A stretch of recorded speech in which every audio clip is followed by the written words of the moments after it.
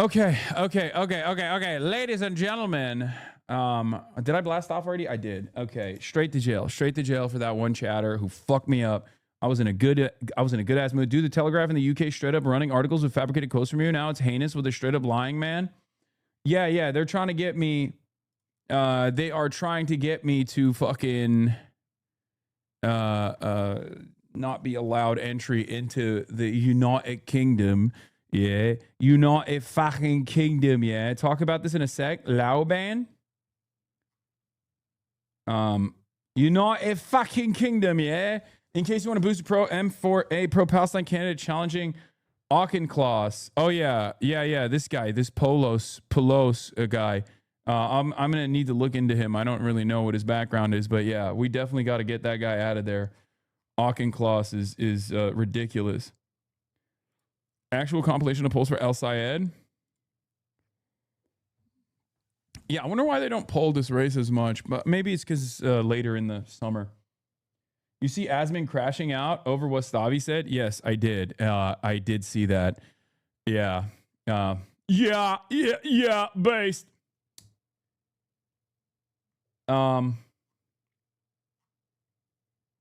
Yeah, the reason why they're not polling the Abdul El Sayed race is because they're fucking busy polling my ass for some weird reason. I don't know why.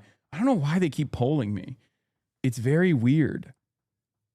It's a very strange phenomena because like I don't think it's gonna stop people from, collaborating with me because they see the real impact regardless. Like the polls only serve some of my haters who will go, he's irrelevant. It's like, yeah, dude, your favorite content creator, if polled, would probably have even worse fucking approvals. What are you talking about? Like, we're content creators. We're in a very small sliver of the internet, this vast sea of information. Did you know you were with Trevor Noah? Like, where were you born? How were you raised? I was born in America. No, I'm not saying it like a border agent. I'm saying like to me, I'm saying like a life story. You're so defensive about it. I got scared. This man is like, where were you born? I was born here. I'm born in America. Canada day trip still lingers. I don't know if you heard, but the federal government's coming after me. We actually need to talk about that. Yeah. But no. So I need to say it. I was born here. I'm an American citizen. I could run for president. I would never do that though. So don't get scared. Like, where were you? Yeah, it was great. Speaking of crashing out, Alex Perlman and Philly D did like a whole episode on you. Nice. But yeah, I did the Trevor Noah pod. It was great. It was really fun.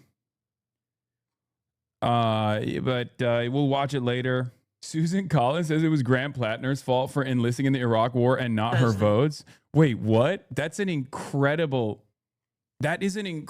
statement because that comes with the recognition that her votes were dog shit. The Iraq War was bad.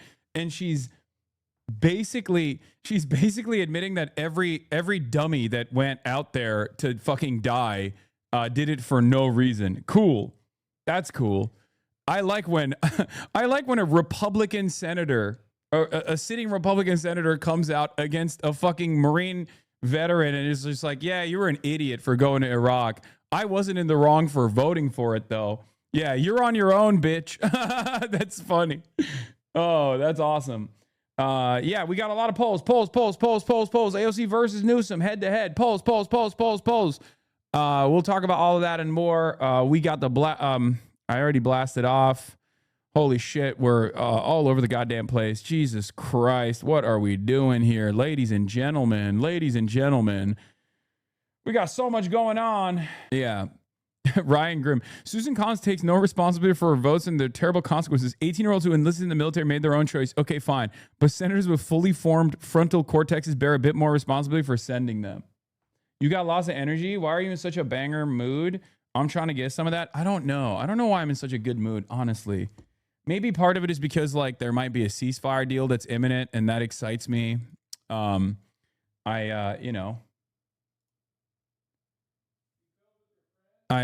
was hanging out. Austin is yelling from the other room. He said, you filmed with your friends. He's right. When I was in New York, I was just like when I wasn't on stream, I was just like kind of by myself with my thoughts. Scary. But now I'm back around friends and family. So I'm in a good mood, regardless of the fact that a mosquito assaulted my fucking face. A mosquito face fucked me. But don't worry. Chat's here to kill that joy away. Oh, always. Don't worry, I'm used to it. I know it's gonna happen. Dude, it is pretty crazy though. Like, I mean, I can't get over this fucking whopper, dude. How did this happen? It might not even be a mosquito. Honestly, it could be like a fucking a snake bite. Could be something. Aaron Rupar posting your face pics now. Wait, what? What's up with his large well under Trump's eye? Oh my God. He's just trying to be like me. He's just trying to be like me, dude. That's what this is. That's all this is. Are you sure it was a mosquito, bro? I don't know. I heard a mosquito, but it could have been like, I don't know. Could have been a snake. Could have been a tarantula. Could have been any number of different things. You know what I'm saying? Hasanabi was a mommy mosquito feeding her babies, though. I don't give a fuck. Hey, yo, fuck that mommy mosquito. That mommy mosquito, well, I can't even say it suck my dick because obviously the mommy mosquito did end up sucking my face and destroying me. So hold on. I have to post this. We're twinning. Did you spend the night in a coffin, Lamau? What? Imagine if it was a bot fly. It can be a cortisol response, I think. I don't know what it is. That looks like a spider bite. But in any event, that's not usual. Might want to get it checked out. God, it's probably fine, dude. Yeah, bro, RFK to come take all the bugs out of your house the way he took care of those snakes. Yeah, the PDF link is not working, Themasius. I don't know why. Can you send me another one that works for the echelon poll or whatever? But yeah, before we get to all this other stuff, Overton Insights did a poll on me, and we'll take a look at that. And all the fucking all the weirdos on the internet are like, "Oh, dude, Hassan, you have no motion." It's like, yeah, dude, I know. So why do I have so much motion in your fucking mind? Speaking of people who I'm constantly occupying space in their minds, me and Stavi baby had a very wonderful time with one another. Okay. And during that wonderful time, there was a brief moment where we mentioned Asmongold. That brief moment was approximately 2 minutes long. So, of course, as expected, Asmongold, who is not mad at all, who's not crashing out at all, turned around and made a 43-minute video. Hassan Stavros spent 2 minutes reacting to Asmongold tweet calling to round people up and putting them in labor camps. And he turned around and made a 43-minute video. So, what the heliante? Hold. We're back. It's fine. I don't know what happened, but we're back. Anyway, so Am Israel Chai, as I was saying, Israel is the greatest nation on earth, most powerful country, but also at the same time, very tiny nation, size of New Jersey, should have nuclear arms, should be able to use those nuclear arms. Israel has a right to defend itself, and all of Israel's enemies happen to be vicious anti-Semites and very scary, very dangerous, very barbaric. This was the full clip, by the way. Yeah, the full clip was a minute long. Guy. Like straight up, not even 2 minutes. 1 minute long, right? But that was enough for Asmongold, who's not mad, by the way. He's not triggered at all, to make a 43-minute video. Now, one of the things that these guys do always, and I think it's like a very small-brained, like insect-brained thing that these guys do all the time, like drama perverts do all the time, is instead of like arguing on, instead of shit-talking one another, right? Or arguing or debating on the issues, if there is like any sort of disagreement, is basically saying my opposition is very angry and they're crashing out and therefore I've won. I've seen this. Like this is a very common meta, right? Yes, I know the debate is happening right now. We're not going to watch it right now, okay? We'll watch it later. That's crazy. It's a fucking midday debate in Mackinac Island. We'll watch the highlights. And it's very interesting because like they'll always be like, oh, you got owned and you were really, really mad. You got owned and you were unbelievably mad. And I am not mad or owned at all, even though I made a 43-minute video about your 1 minute conversation that you had, right?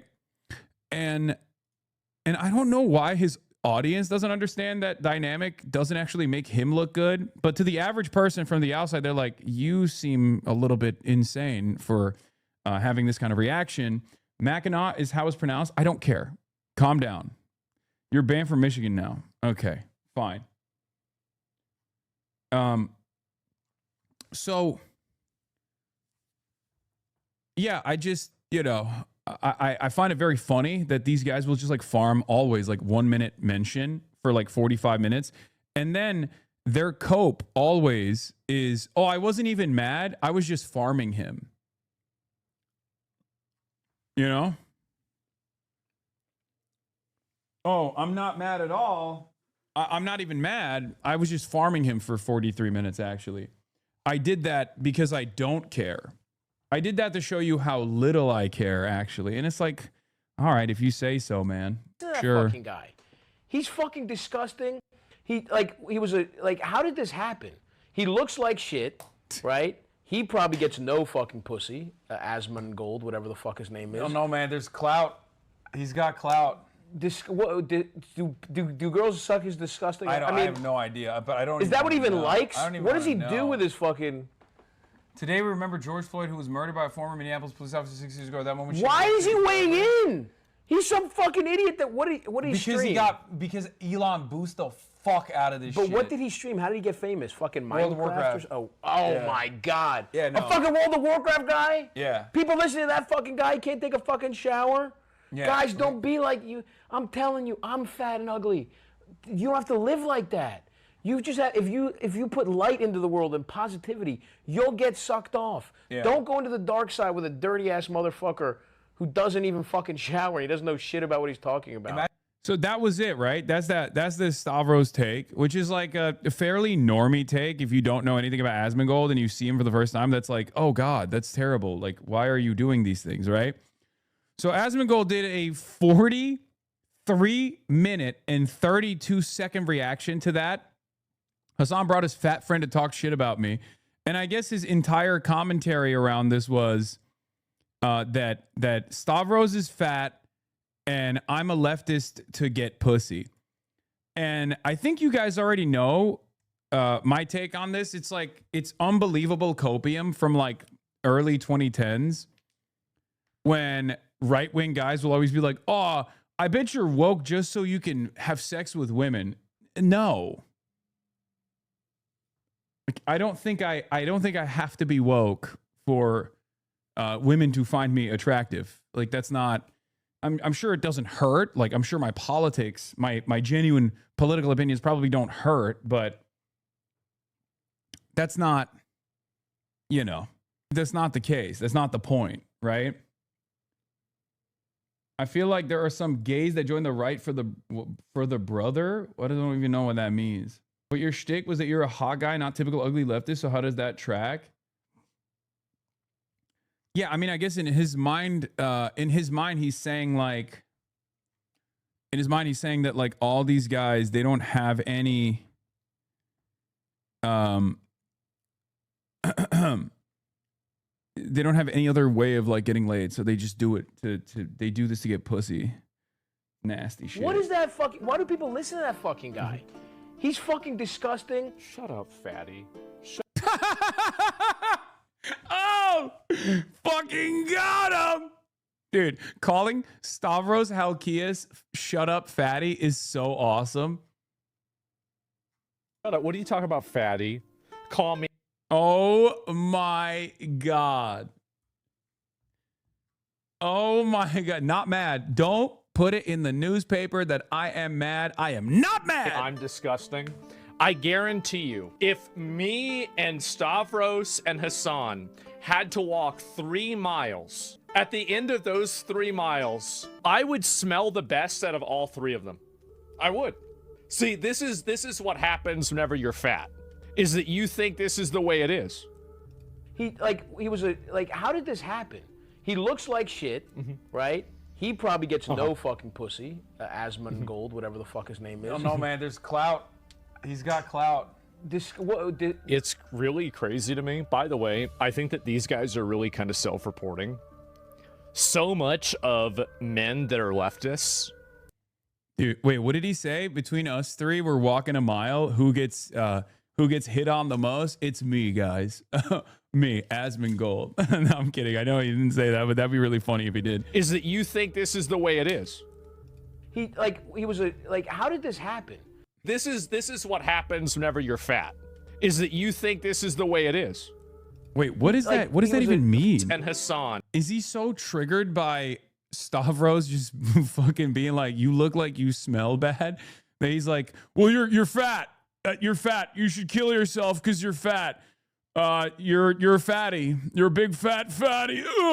You can't even walk a mile. You're fatty. Had to walk 3 miles. At the end of those 3 miles, I would smell the best out of all 3 of them. Wait, what? Okay, so I guess like he's saying Stavros would smell bad because he's fat. Why is he saying that I would smell bad? I don't, is it because I'm like Turkish or something? Bro, you don't have to sweat to smell bad. You look like you smell bad sitting. You smell bad standing in place because you don't shower. Yeah, guys. Yeah, I'll be honest. Yeah. If we walk 3 miles, if we did a triathlon, yeah. Who would? First of all, I think between us three, if we're doing rankings on who is capable of walking 3 miles, I think Stavros got you beat. I'm not even placing myself on this equation because, come on, let's be fucking real. But I don't think Asmongold has done anything dynamic in his life for like the last 3 decades. So I assume that given how sedentary his lifestyle is normally, if he had to literally walk for 3 miles, he would just perish at like the end of the first mile. I would pay top dollar for Stavi to roast the shit out of Asmon for 5 minutes straight. Yeah, I would.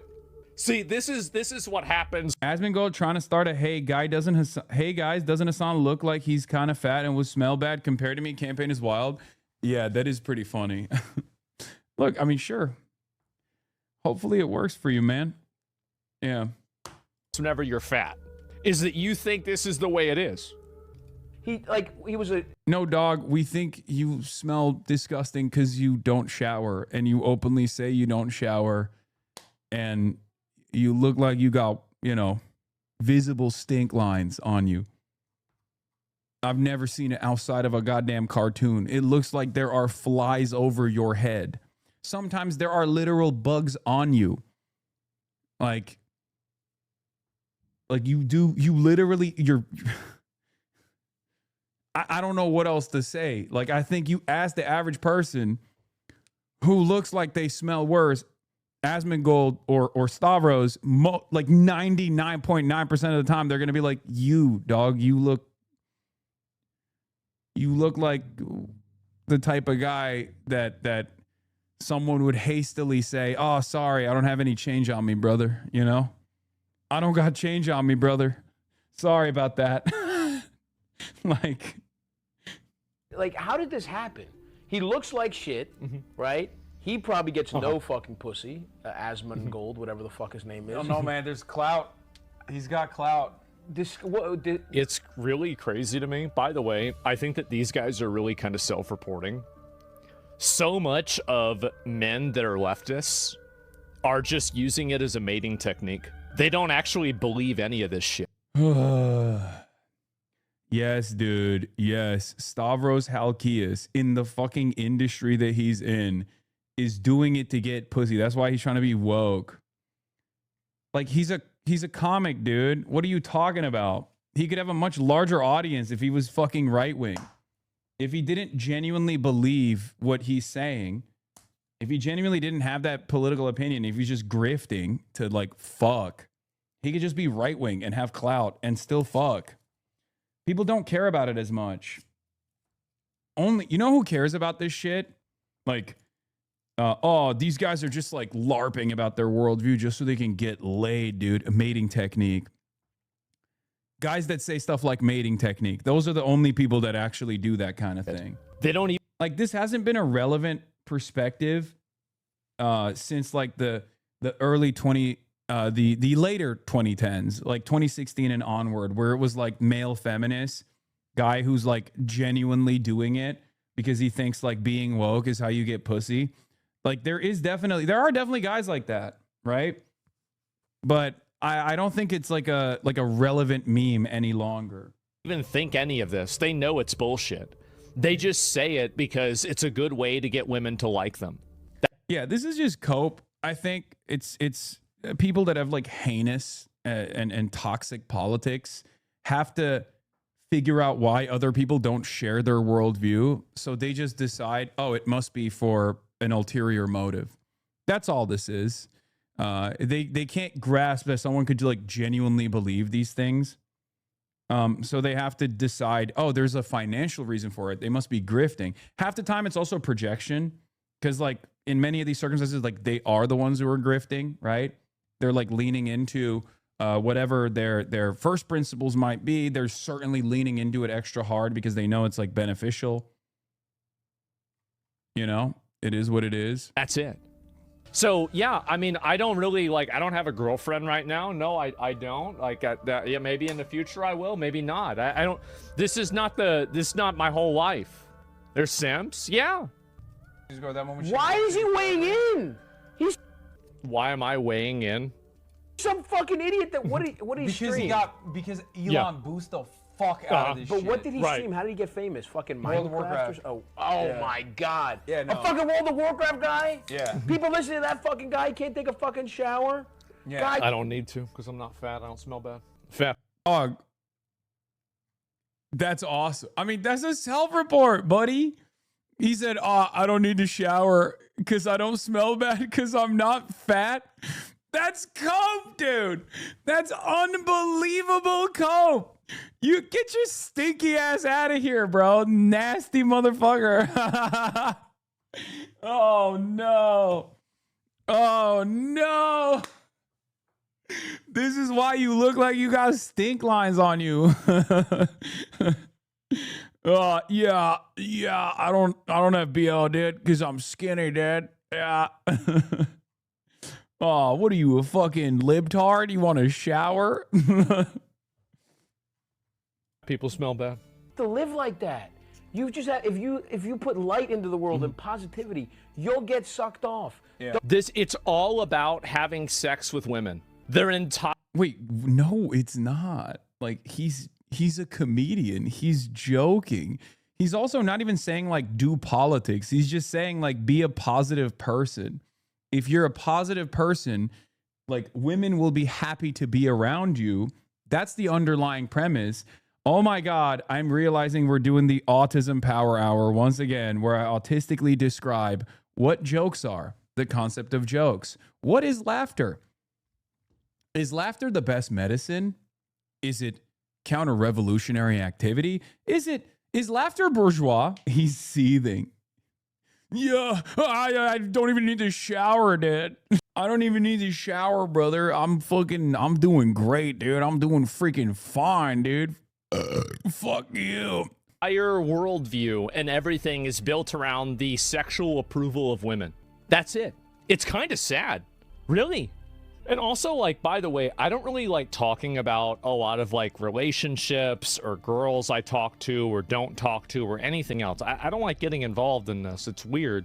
I don't need to prove anything. I don't need to. Kind of feels like you felt the need to prove something. Yeah, this guy said definitely didn't hit a nerve or anything, lol. It rules that Star Wars is a direct opposite of Asmongold. The funny, charismatic guy who gets pussy is a leftist because he gives a shit about people around him. There's no way that a fat, ugly dude with that hairline on the right there was saying someone doesn't get pussy. Lamau, buddy, literally just became a meme. Yeah, these guys don't know who Stavros is very clear. So it's funny. But Stavros also probably has a lot of crossover appeal with the Asmongold audience too. Because, I mean, he's a comedian. Like, comedians are usually universally well liked. Unless they like heavily lean into one side of politics over the other. But even then, as long as their material is good, people will appreciate them. Given that Stavros is like, you know, of Cumtown fame, and Cumtown is like the OG, like 90% of new podcasts that have come out are just ripping on fucking old Cumtown bits and failing to do so. I mean, I would even go so far as to say Shane Smith was doing that for the longest time. He's obviously gotten his own bearings straight, like he has his own style and whatnot, but the reality of the matter is like Cumtown was an unbelievably influential podcast for a lot of, comedians, for a lot of comedy podcasts in general. Fear and no, we can't do Cometown Biz. Pretty fucking crazy. Our audience is far too woke. They would kill us. You guys would straight up murder me with a gun if I were to do, half of a Cometown bit. But yeah, it seems to me like our boy didn't have too good of a time here with this. Because Asmongold and Stavros, like, here's the thing. Stavros is basically the bizarro Asmongold in many respects, where, like, neither of them care too much about their physical appearance. It's obvious, right? Like, Stavros has, like, a, getting healthier show and whatnot. But, like, he's a chiller. Like, he enjoys his life. It's very obvious, right? And yet, he has unbelievably good vibes and is very funny, whereas Asmongold has rancid fucking vibes and is not funny at all. So, not sure if you heard Asmon's claim there, but he actually claimed that the singular reason anyone cares about hygiene is to get laid. Yeah, that's nasty. He's a nasty little gremlin. Also, I bet Stavros smells great. Yeah, he does. He smells awesome. A lot of people don't know this, but I mean, I was a fat kid too. And when you're fat, you are very sensitive about smelling bad. So you're like extra attentive. Bro, I used to put fucking powder under my titties. You know what I mean? Like, I was going crazy mode. Like, I would deodorize my whole fucking body and shit. So, if you're fat, you care about the way you smell a lot more than other people do. At least that was the case for me. And that's certainly carried over to my not so fat lifestyle as well, where, I got to shower at least once a day, if not sometimes twice a day, deodorize the fuck out of myself, perfumes, all this shit, because I am terrified still of the time when I was a young boy and I was very fat, and I would always worry that my like ass sweat would be repulsive to people. Thing is, I worked hard on it. I worked hard to make sure that it didn't become a problem.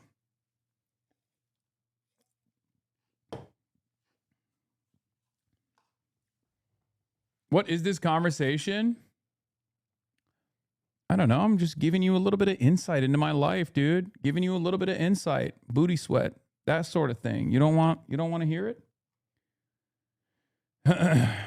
He's more defensive of this clip than when he gets called a Nazi, makes you think. Yeah. Yeah. What? Can a fucking quirked up white boy be a little vulnerable for a moment? Can I not be a little vulnerable for a brief moment in my life, dude? But yeah. So where were we? We blasted off. My favorite part of the stream is when the newsman talks about his booty sweat and powdered tits. Yes. Who they mention in this will shock you. GOP lawmakers urge Treasury to press ahead with probe of Hassan Piker over Cuba. Senator Rick Scott says Piker. Oh, of course, it's Rick Scott. Senator Rick Scott says Piker and Kopich should be thoroughly investigated and held accountable for any laws broken. Yeah. Question has risen on whether Piker should have registered as a foreign agent under Foreign Agents Registration Act, the National Jewish Advocacy Center. Wait. The National Jewish Advocacy Center urged the government for me, a pro-Israel institution, is urging the American federal government for me to register as a foreign agent? Dog. If there's one group that probably should stay out of this conversation, it's any group that is in any way, shape, or form associated with the foreign nation of Israel. That is awesome. Brother, what? Brother, what the fuck? What is this? Jacqueline, we've obtained a not yet public FARA filing revealing how Brad Parscale's directed $13 million from Israel to Republican digital strategy. No, that's okay. You don't understand. That's Israel. That's Israel, dude. You can do whatever you want. If you are, you can do whatever you want if you're Israeli. If you can do whatever you want if you're doing it with Israel. You don't understand. Why would you even bring this up? Israel, it's a tiny nation. Israel, tiny nation, size of New Jersey. What are you saying? Have you actually been served a subpoena yet? No, I have not. Fox News supports DHS suspending international flights to sanctuary cities. They're going to bankrupt these companies. Size of New Jersey. What are you saying? Why are you talking shit about Israel? Israel number one. Israel not number one for you? Huh? Are you anti-Semitism? You are Hamas. I do find this interesting because you've been talked about on the news a lot more than normal lately, which is kind of insane considering you're just talking about things being fucked up right now. Same shit you've been doing for 4 to 5 years that I watched you. Yes, it's because people are starting to get threatened. That's it. That's literally all this is. People don't like that I'm, coordinating with campaigns. People don't like that I'm like working with politicians. People don't like that I'm actually helping them in some way, shape or form win elections against establishment Democrats, against pro-Israel Democrats. So that is genuinely the reason. If I was just chilling at home talking my shit and there was no such thing as the Hasanabi bump or whatever, then it wouldn't be a big problem. So what's going on is, and Michael from Pennsylvania has talked about this as well, but what's going on here is exactly what took place with like AOC as well and has taken place with AOC. I know a lot of people might not be fans of AOC in this community, but like ultimately the style is the same. They see someone that might be disruptive and they try to bully them. And sometimes they actually do concede a little bit on that, barrage of hate, like the hate farming that they receive. And then they're like a little bit more scared.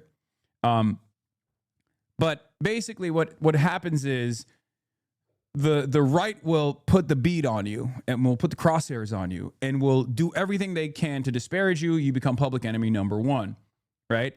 And when you become public enemy number one, then the polls come. And when they poll you, right? When they poll you, and oftentimes, polls are not the most consistent, but regardless, when they poll you, they'll just put your approval rating out there and your approval rating will be low because Republicans will be the people that know you the most because they're the ones who hear about you the most and they're all unbelievably anti-you, right?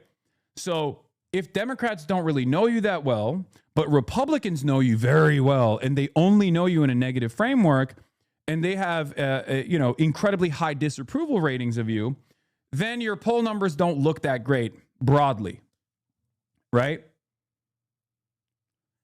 And that's precisely what is happening here. Now, of course, one of the issues that I have, one of the issues that I have is that there's also a lot of Democrats that don't defend me. Obviously, Democrats defend AOC, but there's also a lot of Democrats that also lean into this negative framing, and they do their very best to like boost all the negative shit, all the clip farms and whatnot. But at the end of the day, it doesn't really matter. You just do your good work and hope that people will be charitable. This is my perspective has never been one that is like broadly popular in the United States of America, anti-capitalist, anti-imperialist. These are concepts that the overwhelming majority of Americans are not going to be inherently positive on. So I take any positive approval in stride. I consider that all to be good. Even if it was like 1% positivity, I'd be like, great. We're making we're making waves. We're changing people's minds.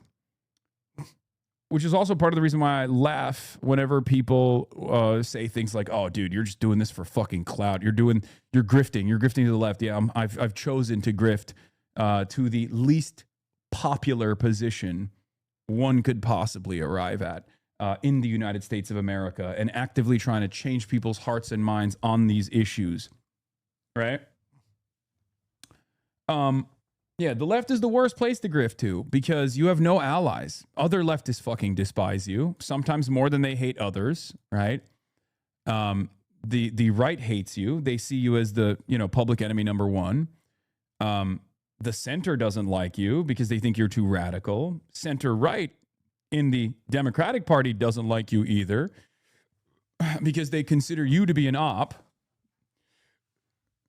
And the rest of the left also doesn't really fuck with you that much because they have minor differences in opinion that they think are existential, right? So that's what it is. And then add on to that reality that this is basically what every fucking online discourse, every piece of online discourse looks like right now, which is where we do our discourse. Penelope is such a pretty name. Oh, thank you. It's extremely common. So it's still pretty. I never said it was rare. And I didn't say it wasn't pretty. Holy crash out. Every conversation is contentious. Every conversation is like framed negatively. Everyone's trying to rage bait one another to feel something. And it's always going to be polarizing. I believe the things that I believe, and I genuinely hope that if people are charitable,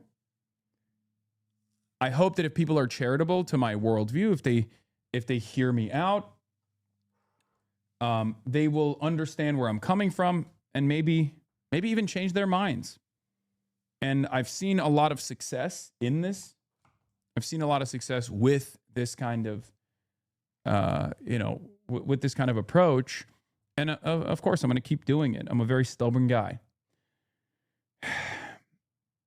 Yeah, never said I wasn't charitable. Holy crash out. It's extremely common. Okay, you don't have to do that. Sam Piker favorability rating among those living with children. Favorable 0%, unfavorable 49%. Yeah, so there was a Echelon Overton Insight polls, May 2026. Overton Insight polls finds that Vance and Buttigieg lead respective primaries, which I'll be honest, it doesn't lend credence to the credibility of this poll if they're showcasing Pete Buttigieg as like the highest rated contender. But yeah, they looked at all of this stuff. They looked at the main crosstabs, gas prices, living situation, religious participation. What page is it at? Do we know?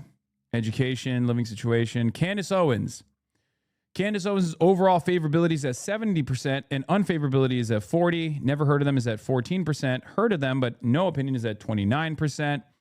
Amongst Republicans, Candace has a 25% favorability and 32% unfavorability. Among Democrats, she has an 8% favorability and 55% unfavorability. Among independents, 17 to 29. That tracks. That kind of makes sense. Interesting that Gen Xers are the highest percentage of favorability for Candace Owens, but that also makes sense if you're lead poison generation. If you're a part of the lead poison generation, you have the highest favorability rating for Candace Owens. That makes total sense if you think about anything that she's doing. And then bachelor's degrees at 28%, highest favorability. That's unique. That is actually interesting. I would not have expected that. I would have thought like high school. Wow. Okay. And then with black people, she has 44% favorable. I knew that, which is kind of sad because she is very anti-black. She's vehemently anti-black and yet has the highest approval for amongst black people. And her highest unfavorability, disapproval comes from Asians and then whites.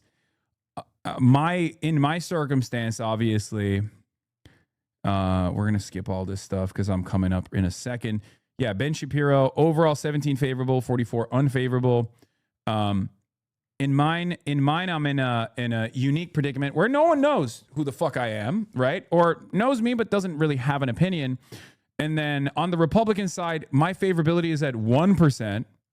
And unfavorability is at 27%. On the Democratic front, my favorability is at 19%. Unfavorability is at 13%. Among independents, 10 to 17.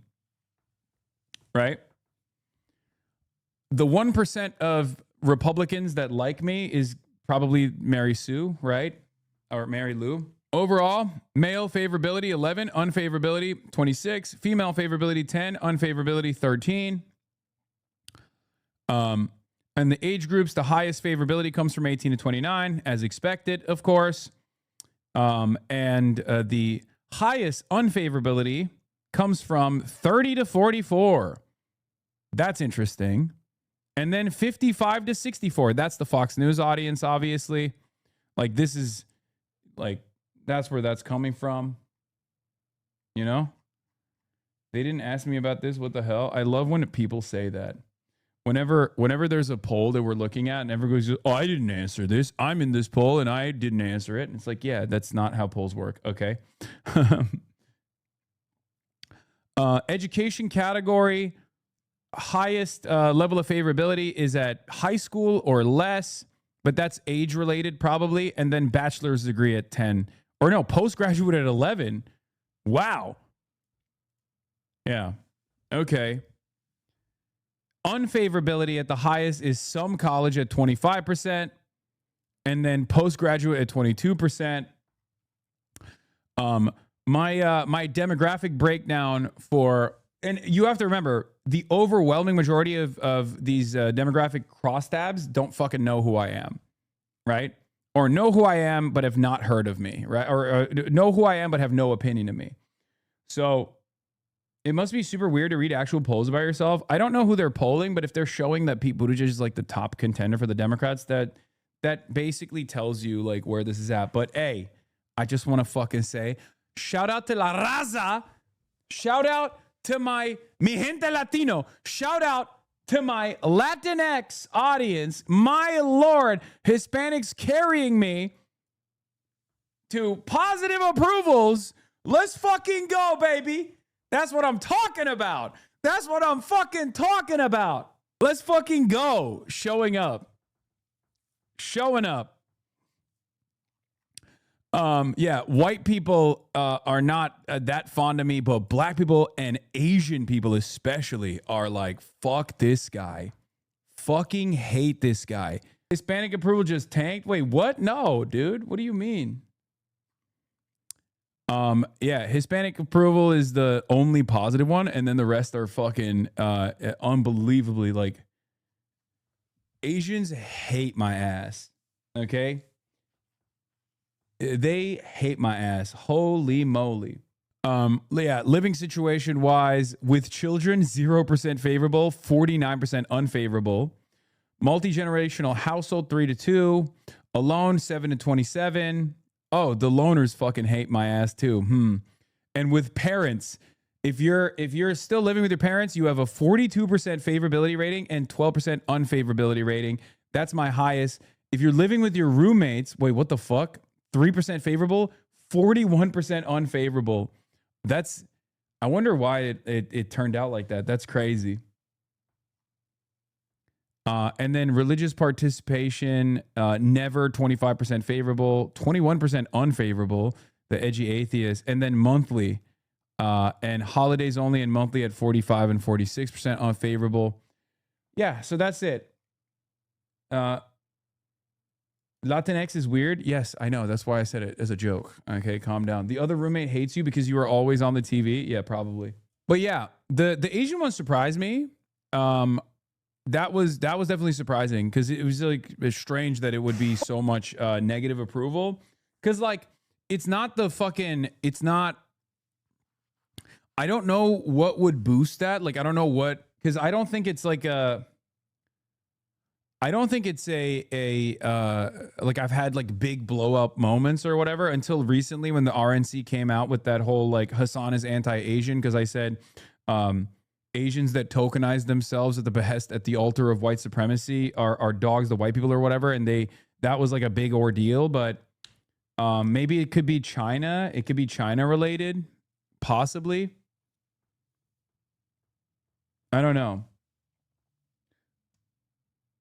My Asian homie hates you because he's deep into the Drake manosphere and they all hate you. Yeah, I wonder what it is. Some of the numbers are suspicious, not suspicious in the this was rigged way, but in the sample size are probably fucked way. Just remember that you can never read too deeply into crosstabs when they don't reveal the sample size for each demographic. It could be like 40 people that they weighed. Yeah, that's true. Your India takes are sending a lot of hate your way, especially the Indo-Pakistan stuff. Yeah, that's true. Because I do say Pakistan Zindabad a lot. So that could be one of it. It could be my opinion on China. That probably doesn't, like a lot of the Asian American community does not have a positive opinion of China at all. And only recently has the American Chinese community developed a more positive opinion on China. I do take like the worst possible side on a lot of these issues from the perspective of like American approval, but I don't really care necessarily because I believe the things that I believe, and my job is to try and change your mind as well, or at least like get you to be a little bit more sympathetic to people living in these other countries, right? My significant other doesn't hate you, but her take is that you're loud. I think that could be a part of it, maybe. I'll be honest, bro. Indians don't even need a quote from you. They'll hate you because you're Muslim. No, I mean, that's not. I don't know. New 2028 presidential poll. Buttigieg 16. Yeah, this is from that poll that says Buttigieg is at 16%. So I don't know how much I trust this poll in general because like that means that their sampling was a little bit dusty, right? Because this makes no sense. Like you would see Kamala Harris at the top usually. This is an anomaly. And I'm not like, this isn't copium. Like, I don't really give a shit one way or another what the perception looks like. But the reason why I'm saying that is because this poll is unique in comparison to all of the other polls that have been conducted on the Democratic Party on who is like, who is seen as like a top contender for 2028. And Pete Buttigieg has never been at the top like that. That means that their sampling was a little strange. My husband doesn't like you because he's jealous. Jewish Insider reports. Yeah, I know. Jewish Insider reports that seven-figure spending will be coming soon for Antonio Reynoso and Adriana Espaillat. The Israel lobby is going to come hard for Claire and Daraliza. I know. Which is why we got to fucking redouble our efforts here. That means the internal numbers that they got don't look too good. That means that Claire and Daraliza are cooking. Okay? But we have to be careful. We cannot automatically assume that this is in the bag. It's not. Okay. What are the sampling that doesn't fangirl for Harris be in more favor of you? No, it's samples for Pete Buttigieg. So it's really busted. The company that ran the poll is some subsidiary of a religious group. I mean, it doesn't matter. I'm sure they're still like trying to do their very best in their polling, right? Like, I don't think that's the case, but are we doing truth nukes? What is this? Truth nuke, AOC, new 2028 primary head to head. This is the same poll, AOC 43, Newsom 35. Yeah. But that's good. In any case, let's get started. We got a lot to cover. I'm not going to look at Adam Silver, the terrorist. Overnight, the U.S. and Iran exchanging strikes, threatening the fragile ceasefire. A U.S. official telling ABC News the U.S. striking an Iranian ground control station as it prepared to launch a one-way attack drone believed to be a threat to U.S. forces and commercial shipping in the Strait of Hormuz. In addition to the strike, U.S. forces also shot down 4 other one-way Iranian attack drones. The official adding the action was defensive. But overnight, Iran responded. Video released by the Iranian military claims to show the regime targeting an American base in the region. Kuwait saying its air defenses were intercepting hostile drones and missiles. As the war with Iran drags into its 12th week, the president has made it clear he's in no rush to make a deal, emboldened by a string of GOP primary victories. They thought they were going to outweight me. We'll outweight him. He's got the midterms. I don't care about the midterms. The president's approval rating has plummeted as gas prices soar. Americans on average are paying $4.42 at the pump, up $1.48 since the war began. Gas prices that are still high across the country, people are paying more for travel. Does that give you more urgency to make a deal? Why doesn't it? Well, I'll tell you, the primary urgency, if I said this, it wasn't covered properly, but the primary urgency is that we can't let Iran have a nuclear weapon. But the Senate's top Republican with a different take, saying Americans will be voting on the economy. We need to ensure that we succeed there, and then also at the same time prove that we can do two things at one time and focus clearly on the economic issues that I think are going to be front and center for a lot of the American people when they vote. Days after insisting the U.S. and Iran were near a deal, President Trump now claims Iran is negotiating on fumes, rejecting the regime's demands to take control over the Strait of Hormuz in coordination with Oman. Would you accept a short-term deal that allows Iran and Oman to control the strait? And would they have to open it immediately, or would you be open to that happening over a period of time? No, the strait's going to be open to everybody. And who would control it? International waters. Nobody's going to control it. We're going to watch over it. We'll watch over it, but nobody's going to control it. The president telling me Oman, a key U.S. ally, needs to get in line, issuing this threat. Oman will behave just like everybody else, so we'll have to blow them up. They understand that.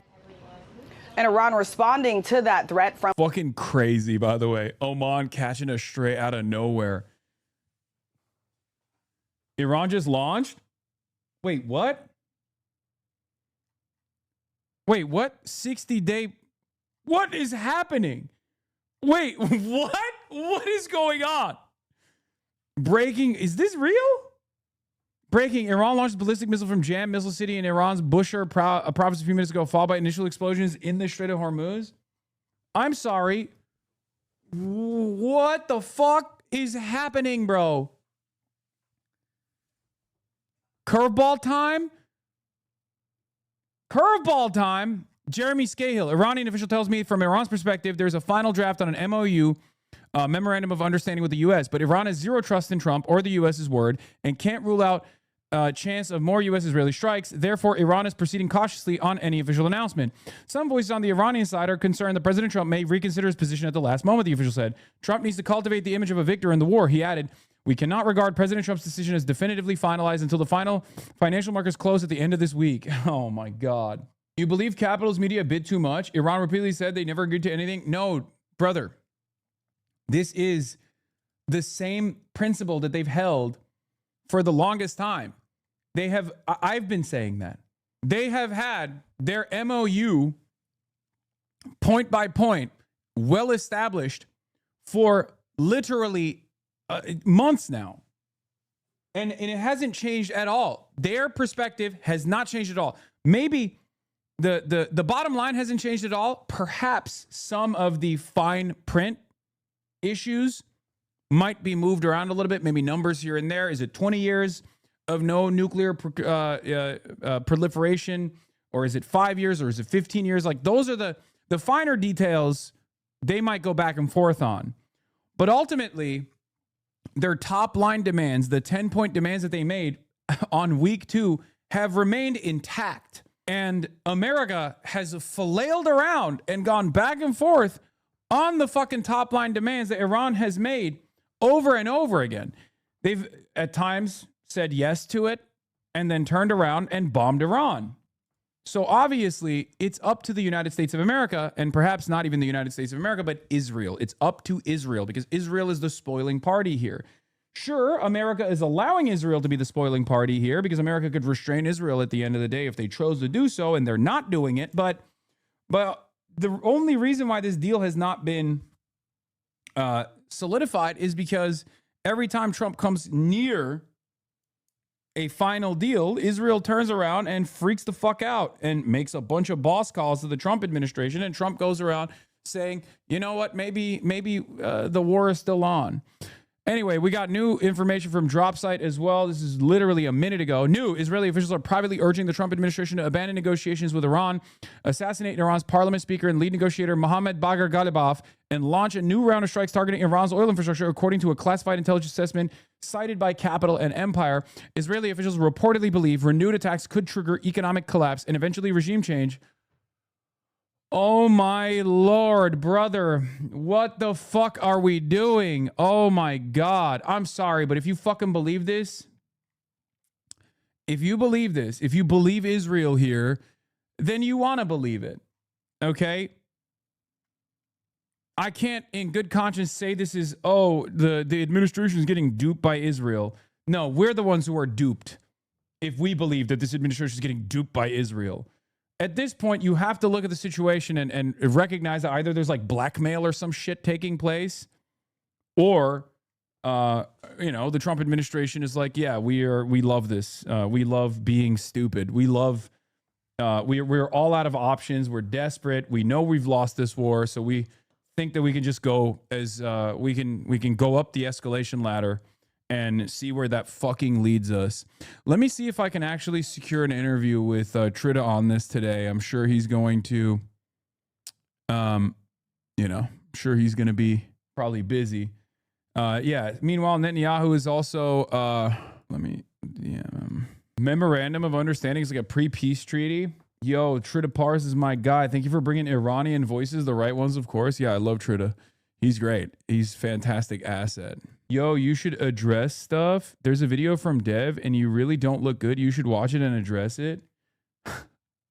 Brother, World War III is happening like in real time right now. And you want me to watch some fucking random YouTuber that made me look bad? Oh my God. You're right, dude. I don't even know who the fuck Dev is, but at this point, he's right. He's 100% right. I am that guy. I am a really bad guy, and you probably shouldn't be in here. I am a really, really bad person. Whatever a YouTuber says about me, just know that it's 100% true, and I am that bad guy. Okay? A very, very bad guy. You're not going to change World War III, but your perception on people? I don't think you understand. I don't care about that at all. I care about covering the news. All right. That's my goal. All right, let's continue. All of the accusations are correct. I'm a bad piece of shit. I'm a real piece of shit chatter. No, don't ban that guy. We're gonna unban him. He can stay in here. Because he's been in here. He's been in here a lot. Look. Check logs, Lamount. Please stop with Charlie Kirk. He was a good person. He literally died. What? Why'd you cut out the best part of Platinum's conversation with the ex-soldier guy? Not fighting, just curious. Anyway. Let's continue. Tasnim. Contrary to Western sources' claims, the draft memorandum of understanding has not been finalized or confirmed yet. A source close to the negotiation team told Tasnim that the MOU is not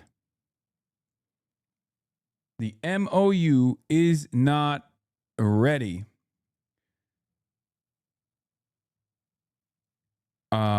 Okay.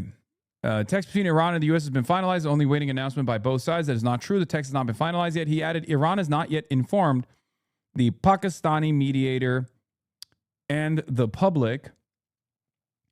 Until then, any Western sources' narratives about the finalization of the matter are not credible. Well, it turns out they weren't. It turns out they were not credible at all. It was just wish casting. Another exchange of fire in Hormuz is underway. Reports of missile launches taking place. Now, remember, Iran was just eating it for the last month or so. America would go in and take some pot shots. Every now and then, Iran would maybe stop the transit of oil tankers at the Strait. But most of the time, it was just America blowing up Iranian soil, blowing up Iranian assets and the like. Iran had not retaliated at all, even when America was blowing up Iranian missile sites, as they did yesterday. Now things are different. They are seemingly retaliating.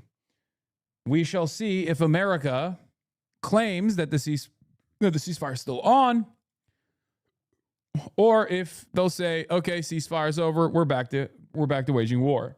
So. The real players here, of course, Israel, are saying that they reportedly believe renewed attacks could trigger economic collapse and eventually regime change. Even as U.S. and Iranian negotiators work towards a framework to extend the ceasefire and reopen the Strait of Hormuz. The push comes amid growing alarm in Israel that a negotiated settlement could leave Iran politically strengthened, preserve its regional influences, cement its leverage over one of the world's most important energy choke points. Because that is what would happen. So what's the truth? Who's lying to me? I think in this situation, it's probably better to always assume that the Iranian side is a little bit closer to the truth. Because at the end of the day, they're the ones, if they retaliate, they are the only ones who will make it or break it. Because America keeps repeatedly mentioning that they want to put together a ceasefire deal, and even routinely claim that there is a ceasefire deal that is imminent, especially on Sundays. If you have been paying close attention, every Sunday night you hear from American and Western news resources saying, oh, a deal is imminent. A deal is imminent. It's never imminent, right? What is this? Careful, brother. Come on. It's like you're begging for more controversy. Wait, what? What? Because I said that the more reliable information about whether a deal or not is imminent is usually going to come from the Iranian side? No, I don't think that's a silly thing to say. That's just observing reality. I've been covering this thing every single day for the past 90 fucking days. Do you know how many times the American side has just straight up fucking lied about a deal being imminent over and over again? Straight up lied specifically to manipulate the stock markets. So much so that even the stock market impact of Trump's statements have diminished over time. In the beginning, the market would fall for it. They'd be like, oh my God, it's good. We're going to unplug the Strait. We're going to unplug the Strait over and over again. And it's not just about Iran either. Donald Trump, as you are also correctly pointing out, lies about pretty much everything. So much so that we have arrived at a different conclusion where we're like, is he lying? Because lying would imply that he knows what the truth is, or is he just fucking stupid? Like, is he lying? He knows what the truth is, and he's just trying to manipulate the stock markets, or does he even not know what his next move is going to be? So he just like fucking blurts something out every single day without any care or consideration to what kind of impact that might have. And I think it's a little bit of both. Which is why I keep telling you over and over again, you have to pay attention to both Israel and the Hasbara, the Hasbara agents in the West, like the Lindsey Grahams of the world, the Mark Levins of the world, to understand whether or not a ceasefire is truly imminent. If they start chirping a lot, that means they are genuinely close. That means the American side is legitimately close to signing something. That doesn't mean that they've actually signed anything, because Israel has final approval in this process. That shouldn't be the case, but unfortunately it is, right? But that's just how it goes. That's how it's gone for the past 90 fucking days. America and Iran get to the negotiations table. There's a cessation of hostilities, or cessation of immediate hostilities. And Israel turns around and says, we don't like this. And then America turns around and says, okay, I guess Israel, Big Daddy Israel doesn't like it, so fuck it, who cares? I already covered this part of Jeremy Scahill's statement. He is in contact with Iranian officials. He says, any reports citing U.S. officials on the precise terms of any deal should be viewed with extreme skepticism. Anonymous U.S. officials have repeatedly pushed false stories aimed at making Trump look good or in a clear effort to manipulate markets. Yeah. Pretty much the exact same assessment that I have. Did you see that Israeli spies say Turkey and Egypt are next and the storm is coming? Yes, I did. I tweeted about it. Jonathan Pollard, he's an American Israeli spy, by the way. Where is it? Yeah. Oh, Jonathan Pollard, my fave, my king. Israel's bombing multiple targets in Han Yunis and in Gaza right now. Yeah, I know. Israel's also ramped up its Gaza operation as well. Again, in the middle of the war, Naftali Bennett and many other Israeli political security figures began openly referring to Turkey as the next Iran. They did not even get rid of the original Iran at the end of it, but it was a helpful clarification of the intentions of even ostensibly moderate Israeli leaders. Yeah, that's their goal. They've said it's either Egypt or Iran. It's most likely, either Egypt or Turkey. It's most likely not Egypt, because Egypt is a non-entity. It's a non-factor, as long as it remains in the hands of Sisi. But Turkey, on the other hand, regardless of its NATO status, is seen as a threat to Israel's regional ambitions for one reason or another. And yes, this is testing out the boundaries of Zog theory, right? Like, I've said this before. I'm not a firm and committed believer in Zog theory, Zionist occupied government theory.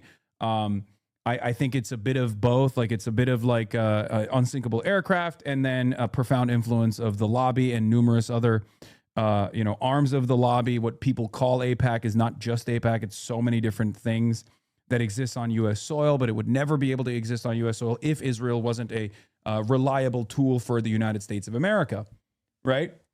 But as I've stated in the past, if Israel gets to take shots at Turkey a couple years down the line, then we know it's undisputed. Israel absolutely controls every aspect of American foreign policy, not just the driving vehicle of its MENA policy as it is currently, but it controls every facet, like 100%, right? That's undisputed, and there is no way to argue against that at that point.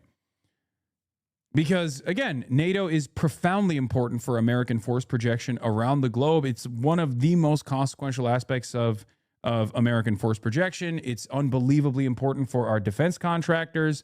So to be able to rip that apart at the behest of Israel would imply something even more insane than what Israel has urged America to do for its own regional ambitions, which is to lead them to attack Iran, lead us to attack Iran. Yes, the Zog theory is an anti-Semitic conspiracy theory, but if America were to disband NATO and allow Israel to attack a country that has American nuclear bases, American nuclear arms inside of its American bases, then it would not be an anti-Semitic conspiracy theory any longer. It would just be what is going on. Like that is the point that I'm trying to make, which it would literally just mean that like Israel does control America completely. I'm not saying we're there, and I don't think we're there. I don't think that that's the case, but who fucking knows? You know, that term comes from the Turner Diaries. Yes, I know it does.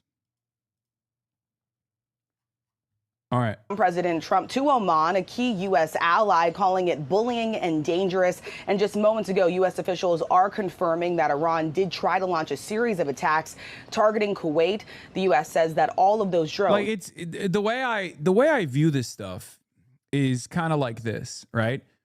Poisoning the well, anti-Semitic canard, anti-Semitic conspiracy. Oh, Jews are poisoning the well, and for the longest time, this was a lie told about Jewish people in villages in Europe and Eastern Europe and the like to justify the pogroms that they withstood. But Israel does actually fucking destroy water supplies for the Palestinians. So if you turn around and say, oh, that's an anti-Semitic conspiracy theory at a time when like we can visibly see you destroying fucking water wells, yeah, then it's no longer an anti-Semitic canard. It's just what Israel is doing, right? And the same goes for something like Zog. It's a term crafted by anti-Semites from the Turner Diaries, which, by the way, Stephen Miller loves, ironically enough, right? What is this? Weird how you call out lies when you're a nepo babying LARPing as a commoner. I only acknowledge his net worth and has... What happened? Are you okay, chatter? Artemis 2 crew launch. Ascend. They dropped the Platter run. Race care. Let's go. Bull riding, polymarket, bet hit, little journey, game time, pausers. Wait, what the fuck? Gaming watcher turned fucking hater? How did this happen? You are 100% wrong. People are too poor to afford kids, unlike you. Avoid hard questions. If you had a worldview of struggling American instead of being born into a rich family, how that might... No, he was just always mad about this, it seems. Well... Yeah, I thought it was because I stopped gaming, but maybe that's not the case. All right, let's continue. Were intercepted, Michael. All right, Rachel Scott, thank you for your reporting. If President Trump wants to... To your point, guest essay from an Israeli policy and a senior fellow at RAND. Yeah, I saw Israel is becoming a pariah state, yet Israelis make a big mistake in treating every new critic as an anti-Semite. Much criticism stems from Israel's behavior. It's genocide in Gaza, apartheid and settler violence in the West Bank, and endless occupation. Opinion. Israel's isolation is deepening fast. It doesn't have to be this way. Guest opinion essay from Dr. Shira Efron, the Israel policy chair and senior fellow at RAND. She wrote from Tel Aviv. Yeah, you said before, when you're calling something blood libel, check first if there's blood. If there is, then it's not libel. I didn't say that, but it's true. That's a good take. So I will be stealing it in the future. But yeah, that's my principle. I seek truth from facts. I look, I check, I verify, and then I make that assessment. And there have been plenty of instances where I look at something that Israel has done that's like unbelievably heinous, where I'm like, is this a fucking anti-Semitic statement about like the Jewish state, right? Even though I oppose this framing. Like, are they just slandering Israel's reputation or something because it's like the country where where a lot of the Jews live? Is that the reason why people are saying this? And then I check, I verify, and then I do realize like, no, Israel is genuinely doing shit that is so unbelievably heinous that it kind of feels like it is an anti-Semitic conspiracy theory. Like the goon platoon, you know? Go ahead, explain Five-ish and Cars for Kids without coming across like a Jew hater. Go ahead. Without coming across like you're doing fucking 1930s style Nazi conspiracy theories, explain the concept of Cars for Kids to the average fucking person. Explain the concept of the goon platoon without sounding like an insane person. You can't. Yeah, I mean, like there are obviously very clear examples of people just like not knowing anything and then falling for the nonsense. Like when people would say stuff like Israel would never bomb a hospital during the El Ahly courtyard bombing. You remember? And I was like, Israel had literally bombed that fucking hospital 2 days prior. What are you talking about? And people were like, you're a fucking anti-Semite, dude. Oh, you're a misinformation peddler. Clearly, you're lying about my beautiful ally of America. This was early on, so a lot of people didn't realize that, no, Israel bombs hospitals all the time. It's their favorite fucking activity, as a matter of fact. Yeah, Iran fires missiles towards specific targets, according to the Fars news agency. I guess it's happening again. Will you consider inviting Eddie Liger from Midwestern Marks on your stream sometime in the future? Why? So we can fucking tell me that I'm staving off revolutionary potential and that everyone should join the ACP instead of like working within the ranks of the Democratic Party, which is a bourgeois capitalist party. And that you know, he has some good takes and he has some bad takes. Okay, we can have our disagreements. But in any case, let's continue. My partner heard you say goon platoon, then I had to actually explain it without sounding anti-Semitic. Yeah, okay. So we'll look at like Israel's popularity waning and shit like that. Secretary Besson says, the U.S. will not tolerate any effort to impose a tolling system in the Strait of Hormuz. Oman, in particular, should know that the U.S. Treasury will aggressively target any actors involved, directly or indirectly, in facilitating tolls for the Strait, and any willing partners will be penalized. And now Iran has launched ballistic missiles. So a lot of the information that we're going to be looking at here is now outdated. Few days to think. The Iranians are giving him something to think about. These, they say, are missiles launched this morning. What is this? Apparently targeted at a US base in Kuwait after an I don't overnight care. American strike on Iran. I don't think Turkey and Israel are going to war anytime within this decade. Turkey is the country that supplied Israel industries with energy, steel, and also food throughout the genocide. I think a more realistic scenario is Erdogan and Israel both expanding to Syria and possibly coming face to face to bark at each other. They will then use this tension to consolidate the regime's hold within their borders. That's my assessment as well, but I've talked to some people in Turkey, analysts in Turkey, who also have a similar framework. But the only alternative here is Israel's endless appetite for destabilization, death, and destruction. So who fucking knows? Oh my God. Oh my God. Kaya just farted so bad. That is crazy. Oh, it's gross. All right. Following the aggressive U.S. military attack at dawn today on a location near Bandar Abbas International Airport using aerial projectiles, the American base from which the attack originated was targeted at 4:50 a.m. The Islamic Revolutionary Guard Corps warned... Yeah, I'm going to hit that place, dude, for that fart. Punish her for the fart. ...that the response was a serious warning to make clear to the enemy that aggression will not go unanswered. For the 20,000 seafarers stuck on ships near the Strait of Hormuz, a deal can't come soon enough. The proposed 60-day memorandum of understanding would reportedly require Iran to open up the waterway in exchange for sanctions waivers on Iranian oil, while the nuclear program would be subject to negotiation. So they were going to spend. Yesterday, Trump added another complication, threatening the Gulf state of Oman, which shares the Strait of Hormuz with Iran and has never said it would charge a toll. It's international waters, and Oman will behave just like everybody else, so we'll have to blow them up. They understand that. They'll be fine. Such belligerence must have come as a surprise to the Sultanate of Oman, which provides a logistics hub for the US Navy and has hosted negotiations between the Americans and the Iranians. The people of Lebanon are pretty desperate too. Today, for the first time since the putative ceasefire, Israel hit the southern suburbs of Beirut. Iran has said that any deal must include Israel and Hezbollah, which is maybe why the Israelis are hitting hard now, before Trump tells them to stop. The Israeli Prime Minister, visiting troops in the Jordan Valley today, said he was on the phone to the US President every day. He didn't sound like a man pushing for peace. Now we attacked in Beirut. We attacked in Tyre yesterday. Our forces crossed the Litani. We are hitting them, and we will hit them very hard. We will solve the drone threat. The struggle continues. It has no end. It's so funny. Like, yeah, good luck restraining these guys. I mean, we have unbelievable power over this country. I just want to fucking point this out one more time. Okay? We have insane power over this country. We could get them to stop all of it.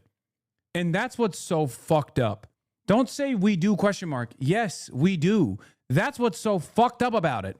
Because literally tomorrow we could cut off all arms sales. Like, it's that simple. One fucking phone call. Trump could literally be like, dude, enough. What are you doing? I put Hassan in Twitter search and all the tweets. It's just people with no likes and even people having conversation with themselves, just replying to themselves is lunacy. No, man, it's not lunacy. It's bots. It's bots. It's bots. There's a lot of fucking bot activity on Twitter. It's the most botted platform of all time. Like, it genuinely does not make any fucking sense whatsoever that we're just going along with this shit. Unless you surrender. An Israeli attack on the port city of Tyre. Israel now says all of southern Lebanon is a combat zone, as Hezbollah continues to launch drones. The Israel Defense Force has flattened entire villages in the south. For those whose homes have been destroyed, there was no ceasefire, and no deal between Iran and the US will bring back what they have lost. Lindsay Hilson, well, now over to Washington, D.C., where the U.S. Treasury Secretary Scott Bessent has just begun giving an update. Kate Fisher has more. That's right, Krish. He has just started speaking in the briefing room behind me. He's yet to get to the topic of Iran, but we will stay listening. But even if Donald Trump decides to sign off on this ceasefire agreement, it would be the biggest diplomatic breakthrough since the beginning of this conflict. But he is yet to give any comment on it. And of course, we have been here before several times now. Even just on Saturday, he took to his Truth Social platform to say that a deal was largely negotiated and it would be announced shortly. But since then, the US... Like, I don't know. I don't know what it is. I don't know what is like the leverage, you know? I don't know what could be the reason. Is it stupidity? Is it the idea that like America feels trapped in this situation and therefore can't get out of it without like escalating? Because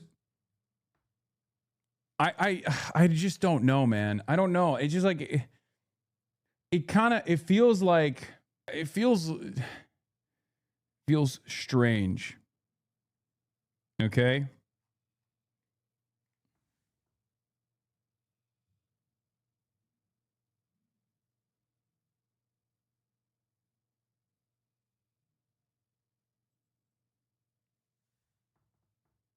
Have you seen the FPV videos? They're absolutely insane. No gore. Yes, of course. We've been looking at them on stream.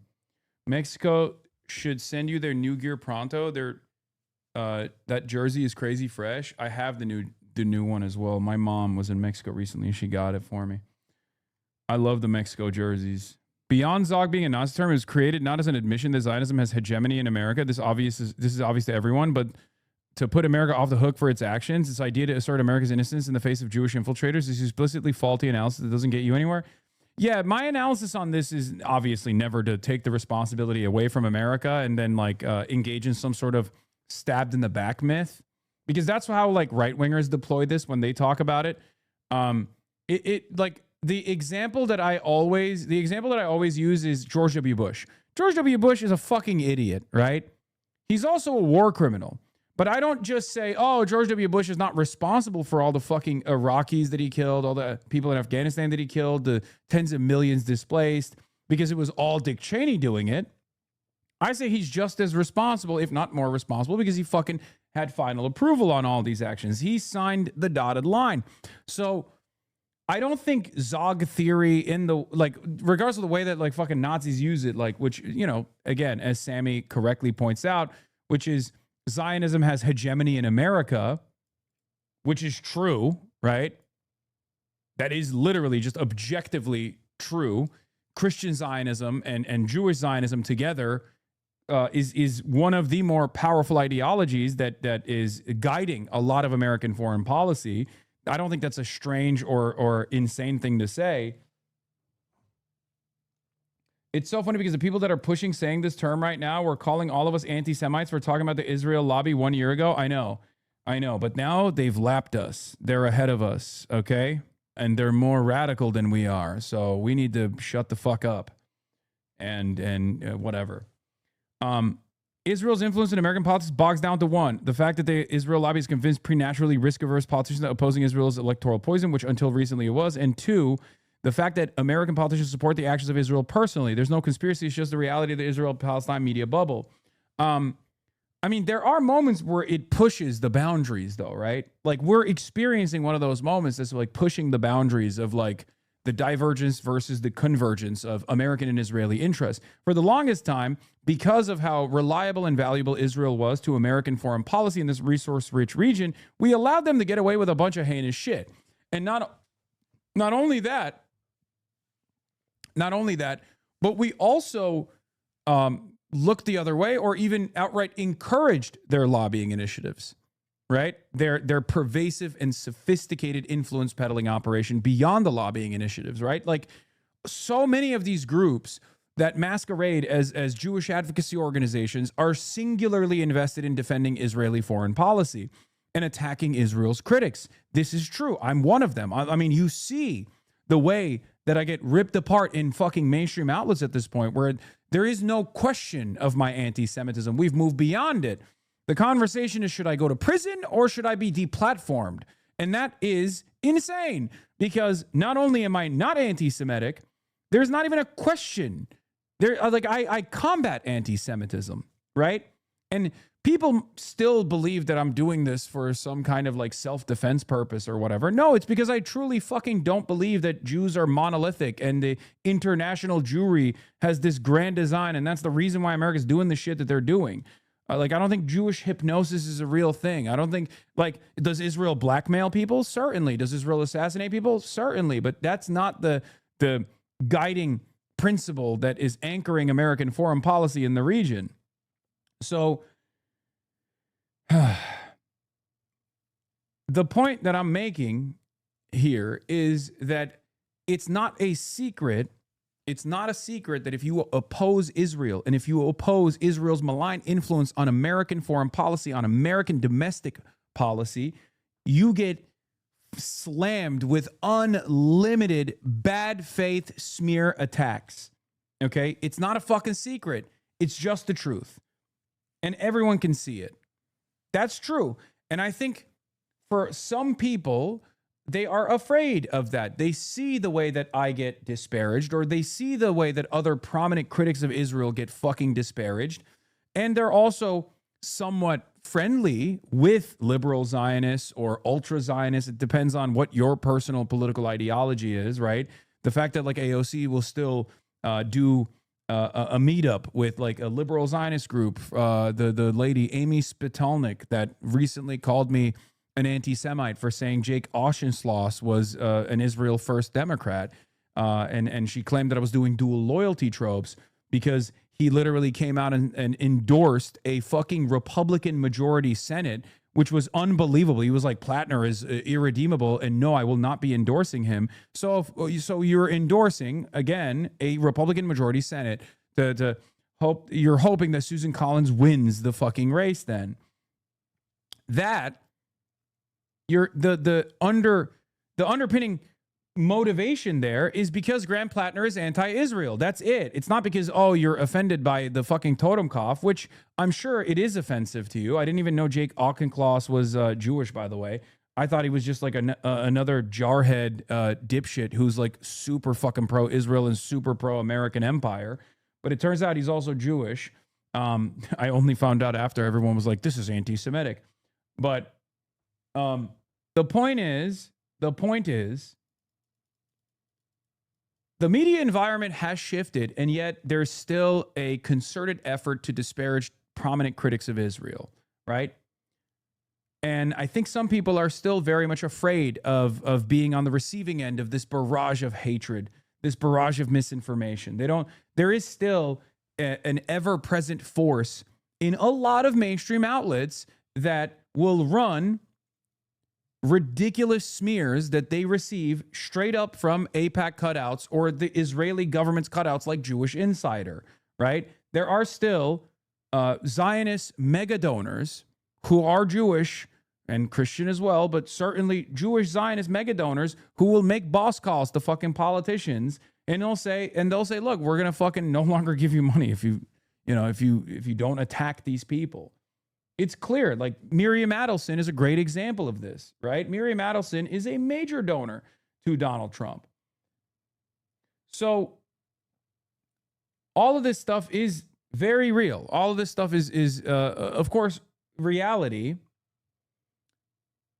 And I try to do my very best to clear the minefield of any sort of misinformation or any sort of like silly theories or anything like that. And try to do my very best when I cover this kind of thing. But at the end of the day, what is this? I met that Amy Spitalnik on my old job at a conference and was talking about how pro-Pally people claim Israelis are settler colonials in a dismissive way. And I was like, well, yeah. Norm covers this topic in the interview I sent yesterday. Yeah, I'll look into it. Yes, my eye is swollen. I got fucking bit by what I assume is a mosquito, but it could be a spider. Because it swelled up. I don't know why.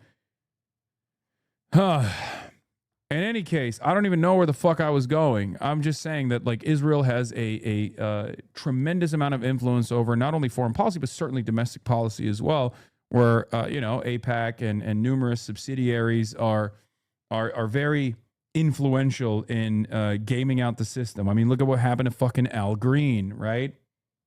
Has hit Iranian targets on 2 separate days, albeit characterized as defensive strikes. And he said yesterday, President Trump, that he was in no rush to sign anything, even saying that he didn't care about the midterm elections, even as his poll numbers are falling, as petrol prices are rising. And that will be a problem for his Republican colleagues who are up for re-election and election come November in the midterm elections. However, if he does sign this deal, that could be a problem for other Republican colleagues like Senator Lindsey Graham, who is an Iran hawk, and he won't be pleased to see a deal being signed without that thorny issue of Iran's nuclear program being included. And this deal does not focus on that. So even if it's signed, we've still got to sort that out over the next 60 days. Kay Fisher in Washington. Well, just before we came on air, I spoke to Mohammad Marandi. He's a professor at Tehran University, was part of Iran's nuclear negotiating team for the deal done with Barack Obama, and remains close to the Iranian. All right, let's see. This is Mohammad Marandi is the equivalent of is the Iranian equivalent of those guys that they normally have. Who are, from Foundation for Defending Democracy, but for Iran, which is why a lot of people get pissed off when they hear from him. You need to have him on. I don't think he's a big fan of mine because he probably thinks Zay Squirrel. He probably thinks I'm too critical of Iran. You know what I mean? Like any recognition of like Iranian domestic affairs that I find to be unbelievably repressive is met with tremendous enmity from that side of Twitter. Government. I asked him whether he thought we're on the brink of a diplomatic breakthrough. What is happening, or what has happened, is that we were close to an agreement, and I think it's different elements have been more or less made public. But then Trump walked away. We saw his rant yesterday, and the United States also carried out aggression against Iran last night, and that has made the Iranians very suspicious. But the Iranian position is not going to change. Iran is not going to become flexible after Trump's rant. You got to get Morani on. He's the best. I mean, I think there's better analysts. I don't mind having someone on that is like straight up a fucking regime enjoyer, because I feel like it's the exact opposite of like someone who's an FDD guy. As I said, FDD is Mohammed Morandi, but for Israel, right? And Israel is on the wrong side of this.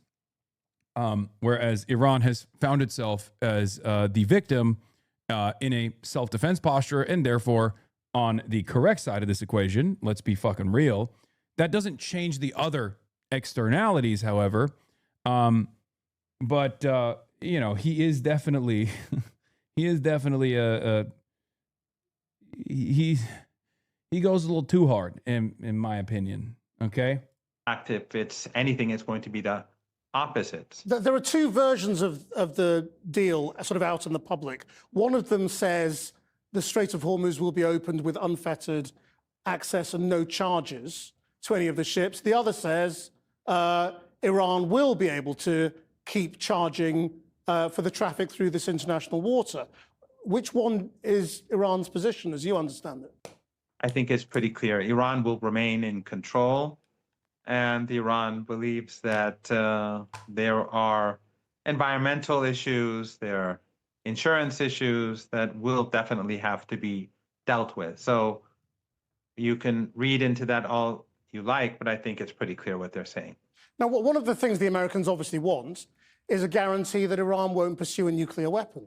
Is that something Iran would say, given it was essentially its position before?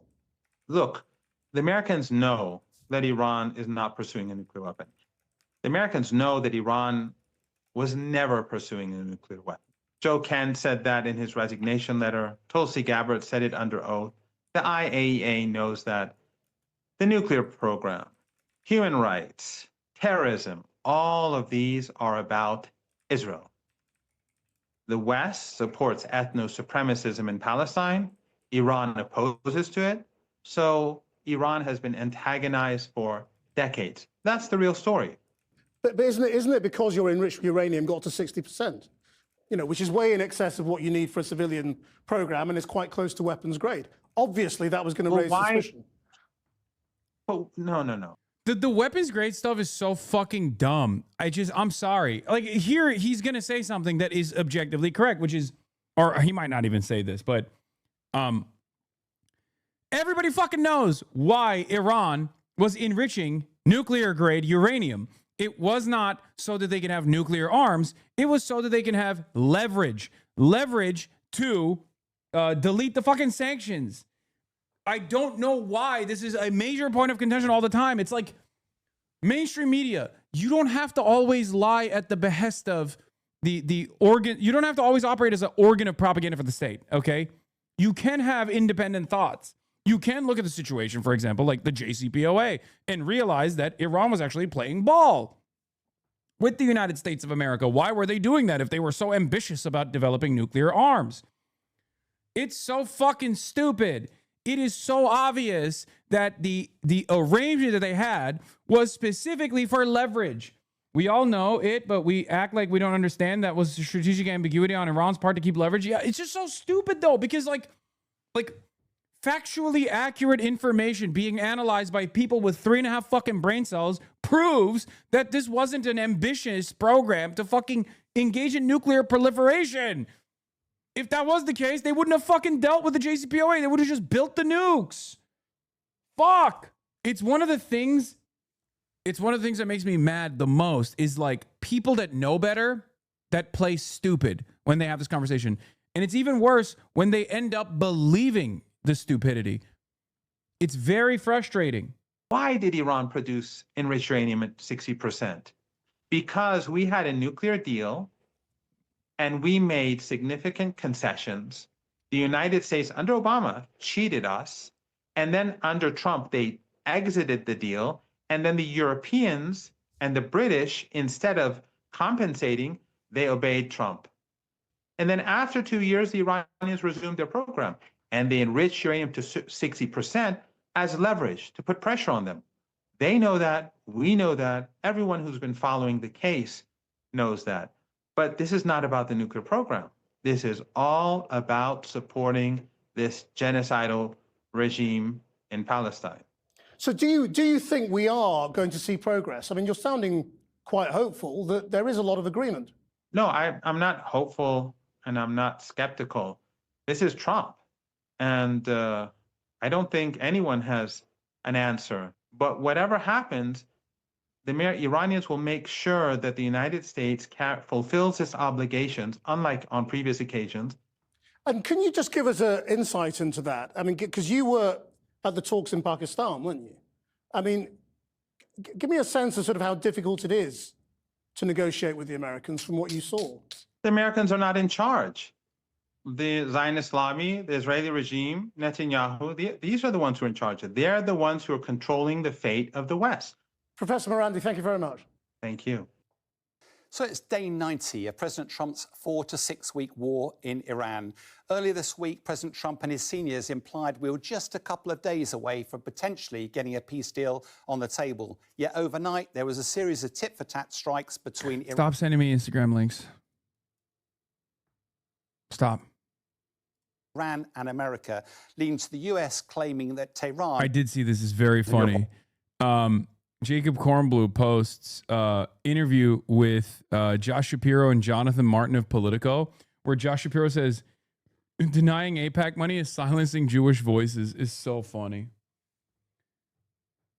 Dude, like when I see stuff like this, it is hard for me not to develop the unconditional anti-IDPOL reactionary position because it's so cynical.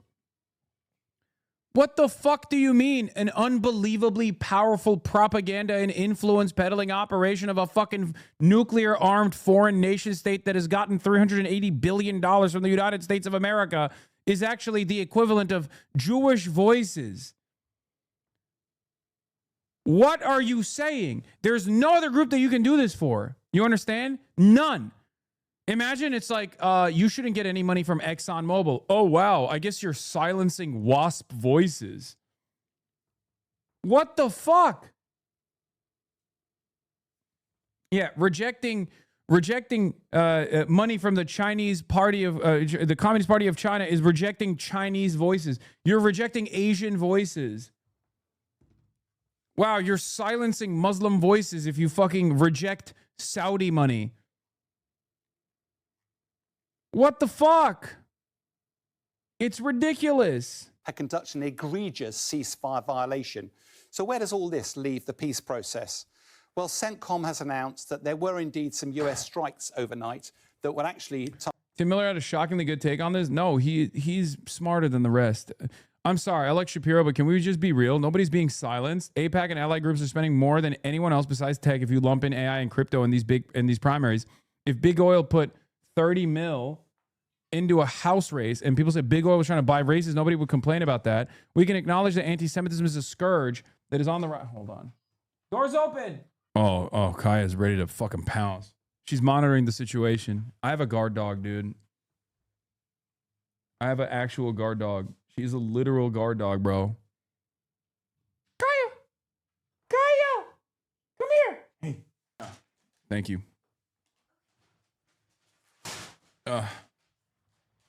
She's ready to fart on him? Yeah. We can acknowledge that anti-Semitism is a scourge that is on the rise and that some people use AIPAC as a stand-in for Jews while also stating plainly that the pro-Israel lobby is trying to influence these races at a disproportionate level. Both of those things are happening. The former won't be helped by pretending like the latter isn't. Yeah, it is ridiculous. It's so fucking ridiculous. Holy 200, I know. 200 consecutive streams, goddamn. Hassan Piker, California voter guide when? My California voter guide is the same as the fucking DSA LA, baby. DSA voter guide. DSA California, always. I mean, on mayor, go with your heart. Michael Fusco Art, thank you for the 20 bones, goddamn. Yeah, California's fucking cooked. Targeting 5 one-way attack drones. Worst take. Fuck DSA LA. Okay, dude. Launched out of Bandar Abbas, just to the north of the Strait of Hormuz, and also attacking a sixth that was actually on its launcher. Now, all of this is a similar location to the strikes that happened on Monday, when America said that they targeted missiles, but also fast patrol boats that they claimed were laying mines in the Strait of Hormuz. No great surprises that Iran has a very different story around the strikes. They claimed American warships had been making their way towards the Strait of Hormuz, and that had triggered these attack drones getting launched. They also turned around and said that they would take retaliation action against American strikes against the American air base in the region. And we can see from here there are quite a large number of our American air bases. Now, CENTCOM has actually announced that there was indeed a ballistic missile strike around about 10 o'clock local time last night that was intercepted in Kuwaiti airspace. We don't know exactly which of the bases were being targeted, but that's where it was intercepted. Although it looks like a gross ceasefire violation, in reality, both the actions of America and Iran look relatively measured. Why is that important? Because if we had got American casualties, particularly military casualties, then there would be a grave risk of escalation. It does appear as if both sides were trying to avoid that. Meanwhile, the Israeli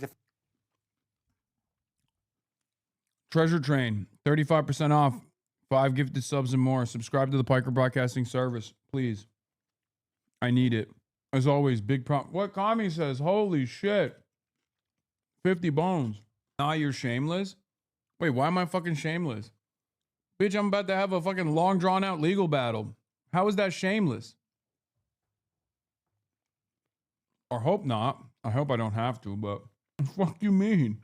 I mean, I haven't gotten anything yet, so who knows?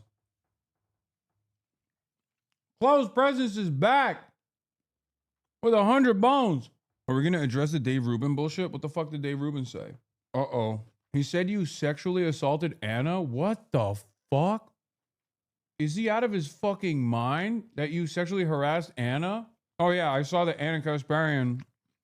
Hassan Piker should sue Dave Rubin for defamation immediately. I was never harassed by Haas sexually or otherwise. This huckster is literally making up sexual harassment allegations and pretending to speak on my behalf just to defame Haas is sick. And he literally told me they asked him to work from home because of all the sexual remarks he was making to you and other females there, and you couldn't believe that that was a punishment. Maybe you blocked it out, but that's what happened. That is crazy. He's just straight up fucking lying. What the fuck? Dude. Man, people who are... Dude. Desperate times, I guess. Fucking unbelievably desperate. I can't believe his response was, maybe you fucking blocked it out. None of this is true, and since you're too smooth-brained to debate him on the Zionist genociders you love so much, you have to smear him like the disgusting, soulless little bitch for hire you are. Oh my God. Incredible. Defense forces are expanding their operations in southern Lebanon. Why is that? They were originally working to this defense zone here, but it appears that the Hezbollah forces are using long-range attack drones more widely, and therefore the Israelis are having to push the Hezbollah forces even further out. Now, initial reports had suggested that they were going up as far as the Litani River, but the reality on the ground appears now that they actually are looking even further north, to the Zarani River, and potentially even further than that. Why is that important? It's important because... It's crazy because I don't even think Anna likes me. Any operation like that is much longer, will take a lot longer to conclude, nowhere close to ending the war. And it's also worth pointing out there's meant to be a ceasefire in place at the moment. No evidence of that at all on the ground. So where does all this leave the peace proposals? Well, the Iranian government announced what it says are details of progress to date with those talks, although it is fair to say America has said this is complete nonsense. Two main themes out of the leaked draft from the Iranians. one of which is the US forces agreed to actually withdraw from the immediate area of Iran, probably to ease the blockade, and several details around the Strait of Hormuz. Why is that important? Because for the international community trying to resolve the global energy crisis, that's a key point of focus. The challenge, of course, there doesn't seem to be any mention here of the nuclear weapons or uranium enrichment, both key areas of interest for President Trump. Now, President Trump evidently now needs some form of off-ramp and actually bring... It's so insane. That's probably why Dave thought he could get away with it. Assumed Anna would buy into the grift since she doesn't like you. Anyway, I didn't even fucking know this shit was matriculating or percolating. Anyway, let's continue. Bringing the war to an end. The one ace that President Trump has in negotiations is the U.S. military. It is the dominant military force in the region. I don't think Dave Rubin is doing that for clicks because he's desperate for clicks. I think he's doing that because he's working as a Hasbara agent. He's very pro-Israel. Course is that the US, despite success on the battlefield, that has not translated into strategic success in their war. Secondly, each time the US conducts operations against Iran, it triggers a response from Iran, often with unintended consequences for the region. And thirdly, every time the US threatens action, it actually undermines trust and confidence in the peace process, which of course will be essential in any form of negotiation. The harsh reality, though, in all of this is that President Trump has got very limited options available to him, and he is under pressure to bring this war to an end, particularly domestically with midterm elections due, but also getting the inflation rate down in America and reducing the price of gas. President Trump also knows, though, that any deal done with Iran will be scrutinized heavily, particularly around any nuclear arrangements. And President Trump knows that his legacy will be intrinsically linked to whether he can secure a better deal than that was done in 2015 by President Obama. From where we sit today, that looks an incredibly difficult challenge. We have breaking news overnight on another critic of President Trump being targeted by his administration. The Justice Department has started a criminal investigation of E. Jean Carroll, the author who sued Trump. She won a pair of multi-million-dollar settlements in connection with an alleged sexual assault in the 90s. Our national correspondent. This is also crazy. Trump is just basically weaponizing the DOJ. Another one of your ops got arrested. Students for Trump co-founder Ryan Fournier arrested on domestic violence charges allegedly yelled, "Do you want to die today?" MAGA dude. Hilarious story about Donald Trump Buffalo lookalike. What? But before we get into that, there's some more stuff that I wanted to cover. New York Times. U.S. is developing workarounds to funnel money to Iran without direct payments. With Trump refusing to authorize any deal that could be framed as direct cash payments to Iran, his team has been quietly developing alternative financing mechanisms, according to the New York Times, which cited 3 anonymous U.S. officials. Decoy 166, thank you for the 10. 8-bit Polar, thank you for the 5. Log a Donut, thank you for the 10. We are at level 10 of the Treasure Train hype train. If you gift subs, you get 35% off. 35% off of gifted subs.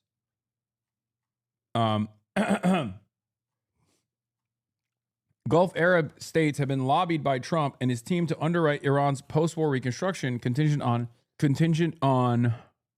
acceptable terms. A $300 billion investment fund has been discussed among Gulf countries that, to that end, a separate mechanism under discussion would unfreeze Iranian funds held by Qatar, which would then purchase medicines and feedstock and transfer them directly to Iran. Both steps would require a U.S. sign-off, officials said. Trump's aversion to direct payment stems from years of attacking the Obama administration over pallets of cash delivered to Iran as a part of the financial settlement timed to the 2015 Iran nuclear deal. The most challenging sticking point on any form of deal, the official said, remains the fate of Iran's highly enriched uranium. I mean, I don't know. I don't know if this is like a real deal, given how little Israel wants it to happen. Mallory McMorrow, running for U.S. Senate in Michigan, says Democrats have an anti-Semitism problem. Unbelievable. Abdul said we have to fight for a revolution on the debate stage. It is. People can't afford to wait for a revolution that may never come. Well, I'll tell you this. Revolution's definitely not coming if we're not fighting for it. So let's play a game. If you're on the stage and you have never taken a corporate PAC check from Blue Cross Blue Shield, raise your hand. Anyway, all of that is to say, I think we really can fight for a world where everybody can be guaranteed health care. I think we really should fight for that world because too many people in this country are going without the health care that they need and deserve. $225 billion in medical debt. 225, that's bigger than the GDP of half the states in this country. Thank you, sir. We've got No, I'm not done yet. I just want to say, no, let me just finish. I just want to say one more thing. It is important for us to recognize that all of these issues go back to how we finance campaigns, and it just keeps coming back and coming back. Thank you. We've heard, thank you. People can't afford to wait for a revolution that may. Damn, banger. What the fuck? Michael Fusco art. Jesus Christ, 400 bones? I've never seen anything like it, bro. Look at this. Oh my God. All right, make it fucking rain if you want. If you like the soundboard, make it fucking rain. Okay? If you like the soundboard, you know what you need to do. Okay? We are at level 11 completed, level 12. Hype train, 35% off, 5+ gifted subs. God damn. Yeah, if you still haven't gotten anything, you got to use your Twitch Primes, dude. That's crazy. There's a million fucking gifted subs in the chat. If you still haven't received a gifted sub, then you're out of luck. You got to use your own. You got to make your own luck.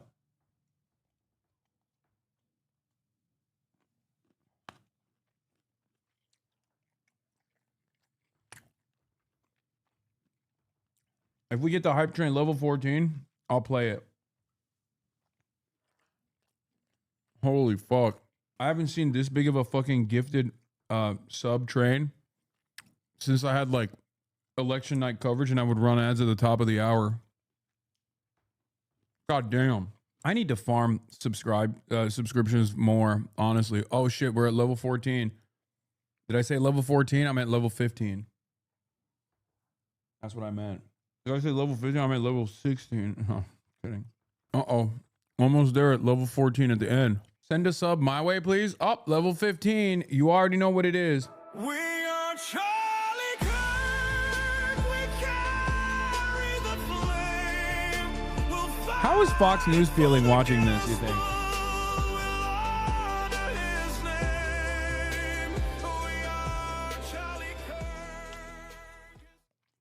And then he did a hype train where legions of adoring fans gifted him hundreds of gifted subs. And then he played We Are Charlie Kirk. This is the highest. We've set a new record. Keep going until the clock runs out. This is the newest record I've received in terms of a hype train. God damn. I mean, I'll do this one more time. Actually. I'm gay. Oh, that's the wrong one. Lebanese. People want more. People want to get more Kirky with it. Okay. What about Blammo. What about Blammo. I hate white people. I hate white people. Whoa, Austin, chill. Austin, why are you saying stuff like that, bro? That's crazy. Calm down, Austin. I'm gay and Lebanese. All right, if we hit level, we're at level 16 on the hype train. If we hit level 20, I'll hit the Charlie Kirk again. I hate white people. I hate white people. All right, let's continue with the news. This is crazy.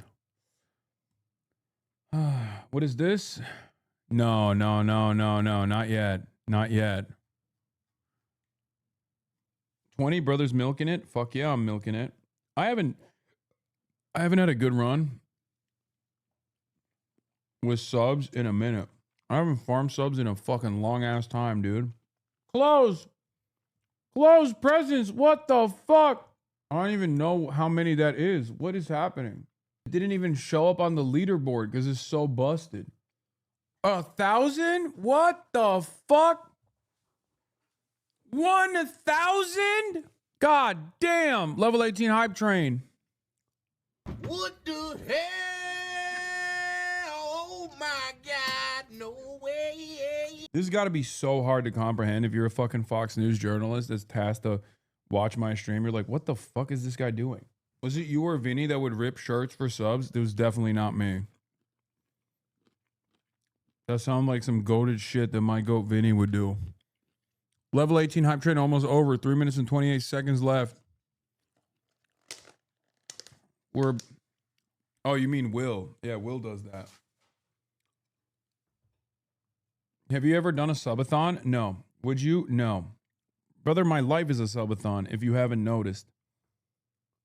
I stream every single day. The only thing I don't do on camera is fall asleep on camera. So why would I do a subathon where I just basically also fall asleep on camera too and then work out on camera as well? You know? Uh-oh, we're about to be level 19. Kanye is in Turkey? What the fuck? No offense, but why all these gifties now is a random ass Thursday mid-news coverage? I don't know. Oh shit, about to be level 19. Anyway, let's listen to what AIPAC, Michigan Democratic Senate candidates talk about AIPAC on stage. You know this is going to be a banger for our boy Abdul El Sayed. Haley Stevens. Fuck a subathon, bro. Where's MGS3 sleepover stream with Will? We're going to do a fuckathon. We're not going to do a subathon. We're going to do a fuckathon.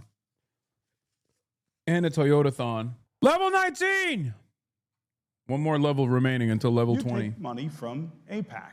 Walk us through what that money means and what it buys and maybe what it doesn't.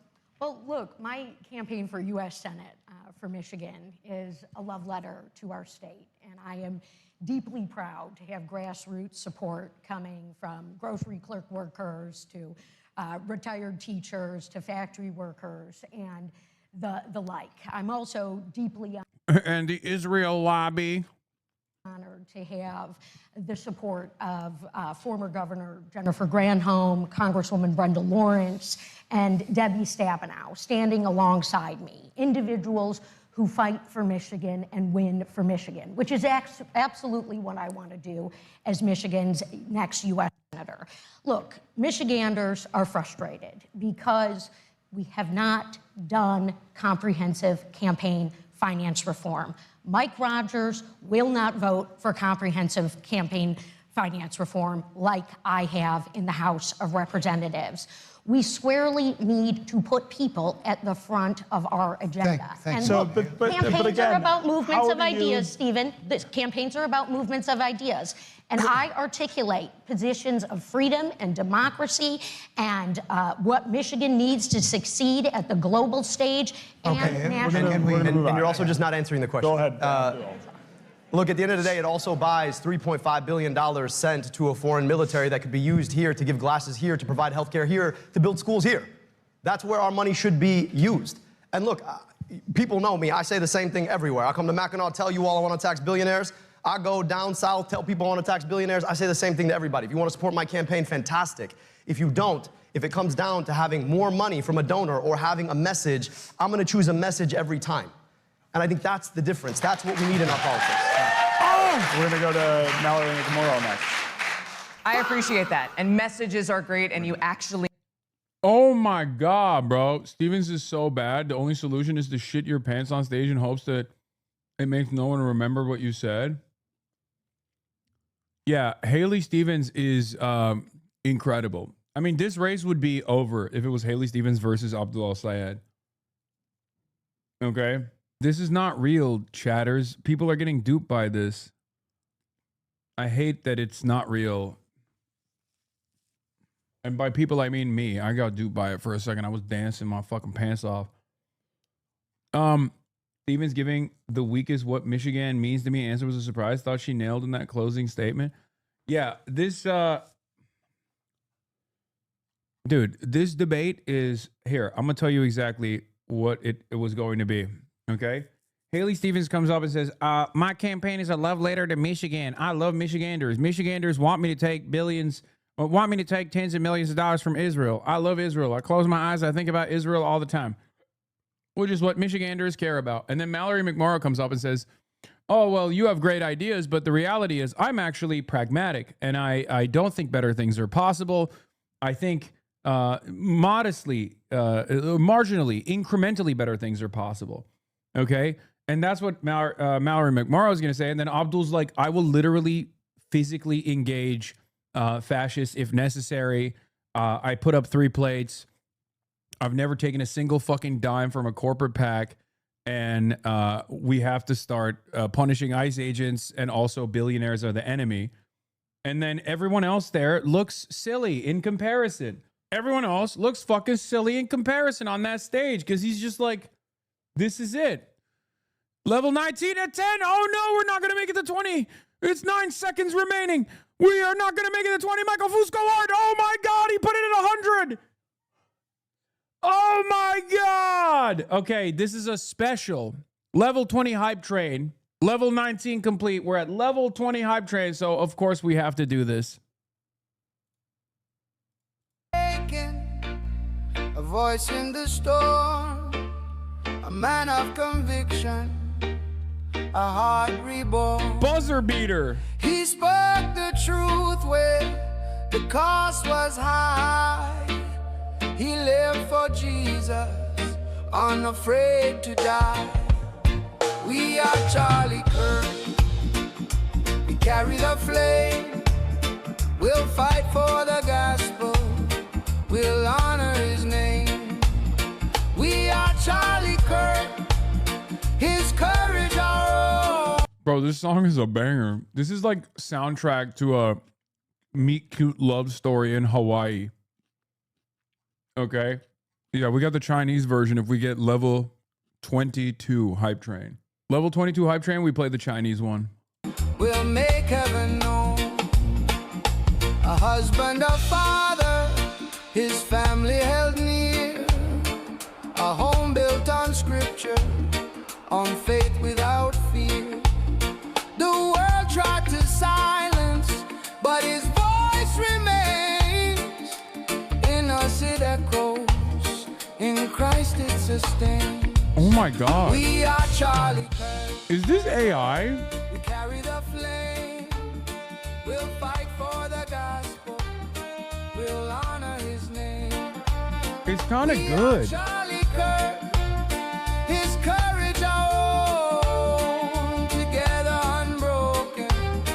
We'll make heaven known. Gold Soul would make this otherwise. It simply wouldn't exist. Yeah. No. This is literally the only appropriate version of like AI art.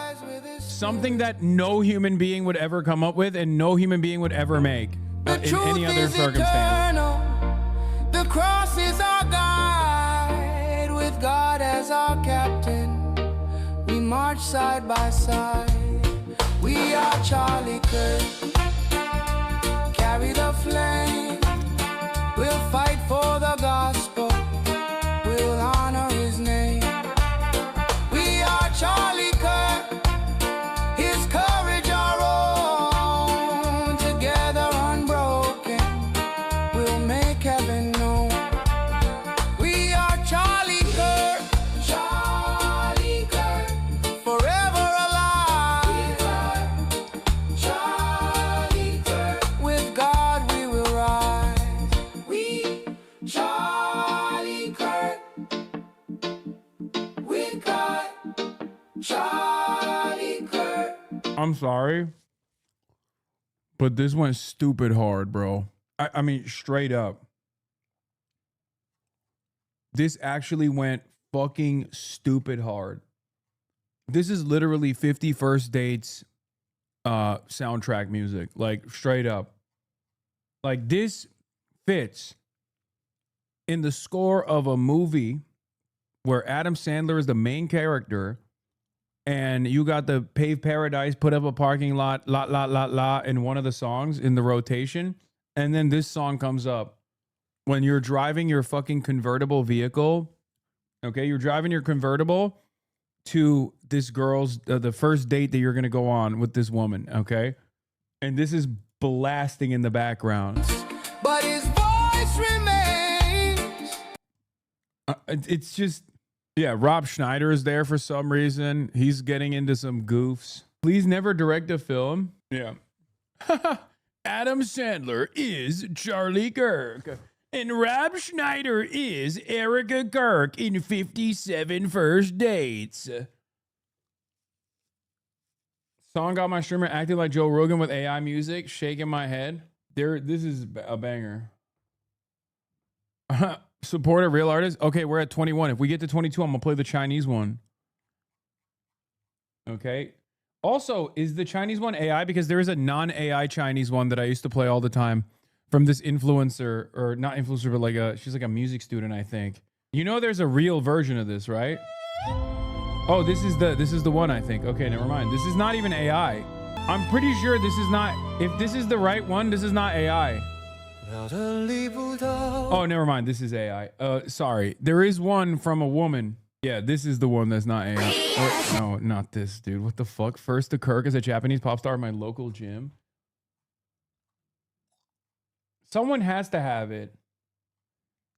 It's all AI. No, there's one that's not AI. There's one that's not AI. How have we not? It's like the opera version. It's the Chinese opera version. If we get to level 30, I will record a studio version of We Are Charlie Kirk for you to use and end your broadcast closing music. We're not getting to level 30, bro. You're out of your mind. Not AI one? Yeah, this is the one I was looking for.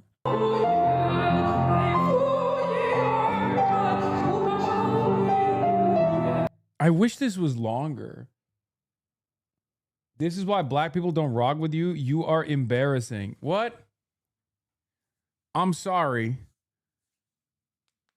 But I think black people would also appreciate the Chinese opera version of We Are Charlie Kirk. We are Charlie Kirk, we carry the flag, the fight for the gospel alive.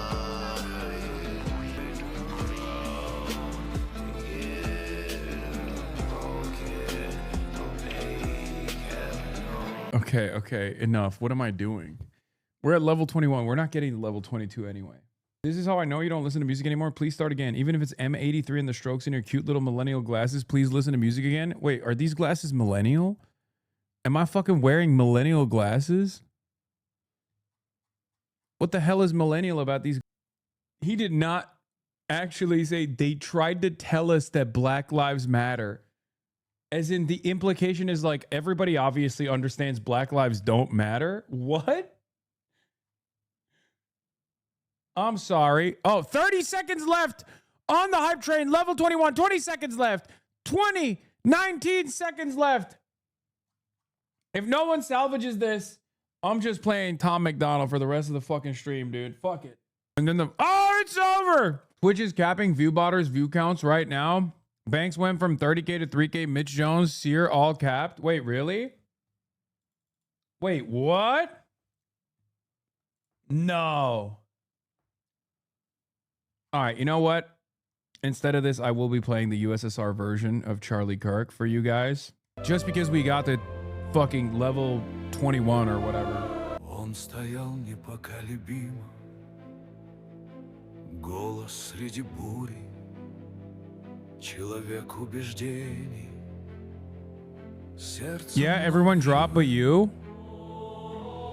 Он говорил правду. Who else dropped? Когда цена была высока, он жил для Иисуса, не боясь умереть.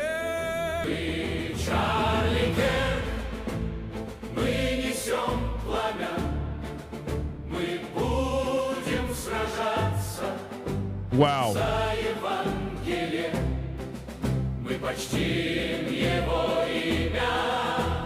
Мы Чарли Кирк, его мужество наше, вместе несломленные. Мы откроем небо миру. Муж и отец, семья рядом с ним,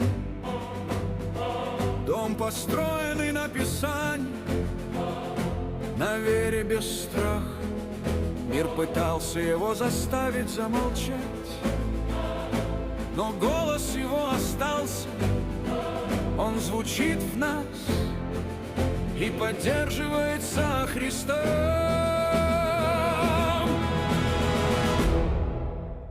Мы Чарли Кирк, мы несем пламя, мы будем сражаться за Евангелие, мы почтим его имя.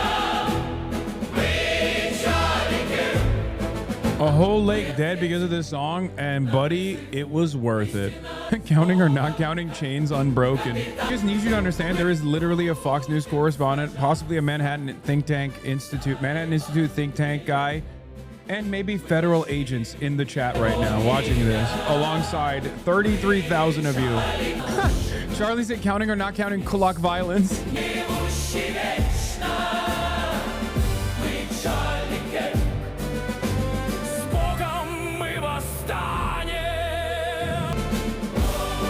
I see him everywhere I go. I see his tiny face imposed upon larger skulls. He's the first thing I think of in the morning and the last thing I think of at night. Charlie's light might have been taken out, but his revolutionary spirit lives on. That's right. Charlie said, be undeniable to fight for the gospel and to carry his flame. All right, let's continue. Getting back to the AIPAC conversation at the Michigan policy, the Mackinac Policy Conference, a quest for common ground. I thought 9/11 was the first thing you think of in the morning. No, that's what my haters think. Yeah. McMorrow equals Starmer. I know. We need to know how to deliver them. On this campaign, I have not taken a dime of corporate PAC donations. I have not taken a dime of AIPAC donations. This campaign is entirely funded by 120,000 individual donors, more grassroots support than my opponents combined, the most amount of money from Michigan, and we are building up a campaign that shows that we can run very differently, that we can win very differently. Thank you, that but we want to reject focus. the I Democrats. just want to focus on the last issue. two campaigns, though. Yeah. Mr. El-Sayed, we want to focus on the issue and get some more specific. And we were talking about foreign policy, but yet we're talking about campaign finance Excuse reform. me, Ms. Stevens. We want to focus on this question. This is a divisive issue. This issue of the conflict between Israel and the Palestinians. Bro, never in my life would I have thought there would be a motherfucking centrism conference in some random part of Michigan where the debate moderators were holding to account Democratic Senate hopefuls in the primaries for taking AIPAC money, and it's like any kind of association with AIPAC would be perceived as the negative one. I think you guys need to understand something. Random, it's Mackinac Island. Okay, man, it's random to me, okay? I love you, Michigan. I love the Michiganders, but like I've never heard of Mackinac Island. I'm a goddamn bicoastal elite, okay? Calm down. Also, that's not the main point. The main point is not Mackinac Island's like his historic importance, okay? The main point I'm making is that this is a let's establish common ground conference debate. And the moderators are literally asking, like, well, can you address the fact that you got AIPAC money? Like AIPAC is a funding vehicle for your campaign. And what do you get out of that? And what does AIPAC get out of that? Like that is like AIPAC associations being considered a significant negative. Do you not understand how insane that is? For those of us who've been here already for years, and this is what I was talking about with Dara Lisa as well. Like if you've been an anti-Zionist for like the last decade plus, okay, or even longer than that, this is not a moment that you thought you would ever see in your lifetime. I promise you, a lot of you learned about Israel after October 7. Maybe you knew a little bit about it, but you weren't as vocal, or maybe you never had the positions that you have now, right? But for people that have had these positions for a decade plus, this point that we have arrived at is unfucking believable. Unbelievable. Now, there's still so much more room to grow, okay? As I always say, sometimes jokingly and sometimes not jokingly, there's still a lot more people out there who don't hate Israel sufficiently, who don't hate Zionism enough, okay? So the idea that the idea that like, oh, we're done, we're good is wrong, okay? We're not done, we're not good. There's a lot more room to grow. I need you to understand that. Having said that, however,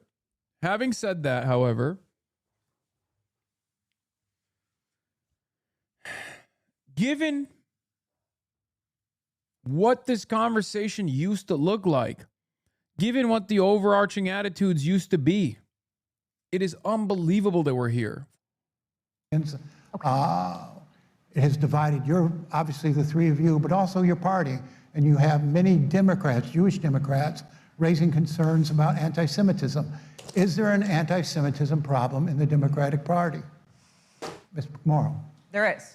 At the Democratic convention, an attendee yelled an anti-Semitic slur at my husband, who is Jewish, who was walking with my 5-year-old daughter. That is terrifying. We need to be able to state very clearly that what the Netanyahu government is doing is wrong, that the violence needs to end, that we need to bring about long-term peace and... Okay, don't say cap, chatters. Like, that probably did happen. Okay? Don't be ridiculous. The point, however, is, like, the correct way to approach this is like, dude, anti-Semitism exists in the United States of America. And yes, there are going to be Democrats who are anti-Semitic as well. But if you think that, like, there's a significant amount of anti-Semitism on the Democratic Party side, as opposed to the Republicans, you're a delusional person. Okay? Like, anti-Semitism is morally repugnant. It's completely unacceptable. And unfortunately, it happens. So we have to analyze why anti-Semitism grows in this country. But the unfortunate reality is many people don't want to ask that question. Anti-Semitism grows in this country historically during unprecedented levels of violence that Israel commits against the Palestinians, against the Lebanese population, against Arabs as a whole. Because Israel does this unlimited violence with unlimited tax dollars from the United States of America, and it also claims that it is doing this kind of violence for Judaism. This false conflation is a very dangerous one, and it is one that teaches Americans that Israel is an institution, a country that is for the Jews, by the Jews, and is incredibly important for Judaism. It's not true, but that's what we're teaching people anyway. Of course, this generates anti-Semitism. Your appearance on Trevor Noah's show and your take on Joe Rogan is making people like you. The Joe Rogan of the left. How do you feel about that? I mean, I have my opinions, but I want to know, because you're the person they're speaking about. Yeah. You know, what you think about it. I mean, I think Joe Rogan is a goon, but... A goon? Yeah. He's what a funny word. He's just kind of a dumbass, but... Not a word my friend would use. Goon. That's not me. I'm not a goon. Yeah. Trevor would never say Joe Rogan. Goon. No. Trevor would say friend. Yeah. Confidant. Trusted confidant. Yeah. Yeah. Ally. Yeah. Fellow. I was leaning into Trevor's homie and cooking Trevor the entire time. Hunter. Yeah. Exactly. Broadheads galore. Elk eating. Yes. Yes. I mean, I don't align with Joe Rogan on virtually any issue, especially as of late. No. But I think what they mean is like they're saying I'm like reaching out. They're saying you are. Yeah. There's this school of thought that says you are what, ironically, the Democrats said they needed after Trump won. Even. Yeah. I forgot that Trevor came up with the nickname Tim Houthi. He didn't. No, we were just cooking him, chatter, because he was being evasive and a little worried because he's like we were. It was jokes. He didn't actually come up with it. Chatter, you're so funny. Oh my God, no jokes allowed. I can't believe I went to the podcast of a comedian and cracked a couple fucking jokes, and now chatters believe everything sincerely. No, it's because Trevor is a lib, a little bit of a lib, and that's why. That's why I was like egging him on. I was like, yeah, he's got Trump on speed dial. He talks to him all the time. They're best friends. And then going into like Trump's second term. Trump 2. Yeah, Trump 2. I like sequels. They went like, oh, you know what's lacking on the left? The left doesn't have a Joe Rogan. The left doesn't have a manosphere. The left doesn't have a space where there's engaging, hard discussion that doesn't have a veneer of CNN on it, doesn't have the lobbyist stench on it. It needs, and then they said, this is the person. Hassan Piker is the Joe Rogan of the left. And that's what I mean is like, how do you respond to that? So a couple things. When they were doing that, they kept coming to me and going, "You're the Joe Rogan of the left. What do you think is the problem with the party?" And I kept telling them, this is an issue that you can't podcast your way out of. Like, this is a problem. This is a crisis within the ranks of the Democratic Party. It's a messaging problem, but more importantly, it's a policy problem. Oh, right? damn. Having a bunch of sponsored or well-funded liberal content creators is probably good to combat some of the misinformation if they're focusing all their efforts on tackling the growth of right-wing independent media that's still firmly committed to the party apparatus as a part of its like propaganda machine. But you're not necessarily going to win elections off of that alone. What needs to change is not the media ecosystem and the media environment. What needs to change is the party. One of the biggest issues with Kamala Harris was that she was incapable of defining herself with key policy prescriptions that people could identify with, and instead she was defined by her opposition. That's why the Kamala Harris is for they them ad worked, I guess, if you ask the Democratic Party consultants, not because everyone was like viciously transphobic and like primarily invested in like punishing 1% of the American population. Certainly there's some people who wanted that, but it was because of a lack of clear messaging on key policy issues from the Kamala camp that allowed the opposition to define her. We have to fix that, was my argument. And I kept warning over and over again leading up to the election, and certainly after the election, I kept talking about this all the time. They, of course, predictably did not listen. They said, no, you're the Joe Rogan of the left. And then I was like, okay, all right, bet. Sure, I'm going to now also push forward candidates that are bold, that are actually invested in making material changes that will improve people's lives. Zohran Mamdani was one of them, right? And then they went, no, not like that. We don't want that actually at all. You're a terrorist, actually. Hopefully, Trump, he's right here. This guy, get him. That's what it turned into. Dude, I got messages about where I bought this suit. I love this. This is my favorite suit now. I fucking love this suit. This is a Giorgio Armani vintage suit from the 80s, and I love it. I bought it off the stylist for the photo shoot that I did for the cover. You look like Mersheimer. Oh, thank you. It's very kind of you to say. It's not real, but yeah, it's a 80s suit. Hired the stylist to buy you nice clothes? Yes, I already did. I was like, if you pull anything that's my size, that's vintage suiting, similar to the Giorgio Armani one that I got off you, I would be eternally grateful. No suit today. We're going cash. We're going cash today. Sometimes you got to go cash. Read the comments on the video. What, this? Hassan, who was his own main witness due to the recording, everything is being federally investigated, thinks Joe Rogan is stupid. Caused the suit movement, leaning into the middle-age vibes. I mean, I am getting older, but I think one of the major reasons is because I was getting a lot of Fox News clippage, and I wanted to look more appealing. One step closer to meeting Dua Lipa. Trevor Noah has now interviewed all the Hassans. There might be a couple left. Commenting from Iran, after 3 months of internet blackout, this was a gift I didn't know I needed until I saw the top of my recommendations. Thank you, y'all. Damn. That's sick. Finally, a political legend, Hank Pecker, on the Noah Show. Suits and leisure wear and natural fibers are also in right now, so vintage suits are very stylish at the moment. Yeah. Your Wikipedia page has more views than Joe Rogan right now. Hassan the Hun's Wikipedia page has now garnered more traffic than Joe Rogan across all of 2026 and has broken over 1 million plus page views. Hassan Piker 2026 page views 1 million. Joe Rogan 2026 page views 819,000. Nice. That's because no one needs to read Joe Rogan's wiki page. They already know who he is. True, but why you gotta make me feel bad? Why do you gotta throw that in my fucking face, dude? Hassan Piker responds to viewers how many subs it would take for him to wear a jean thong. Bro, there's no shot. I got too much heat for that. I got too much meat for that. What are we doing? 1,000 subs. Oh my God. This one had me dying. What brings you to this point? Like, we meet you at this moment in your life, but like, how does Hassan Piker come to be? Like, where were you born? How were I was you born raised? How were here. I you- was born in America. No, I'm not saying it like a border agent. I'm saying like to me, I'm saying like a life story. You're so defensive about I it. got scared. This man is like, I'm like, where were you Listen. born? I was born here. I'm born in America. Listen. Canada No, day trip still lingers. I don't know if you heard, but the federal government's coming after me. We actually currently. need to talk about that. Yeah, but no. So I need to say it. I was born here. I'm an American citizen.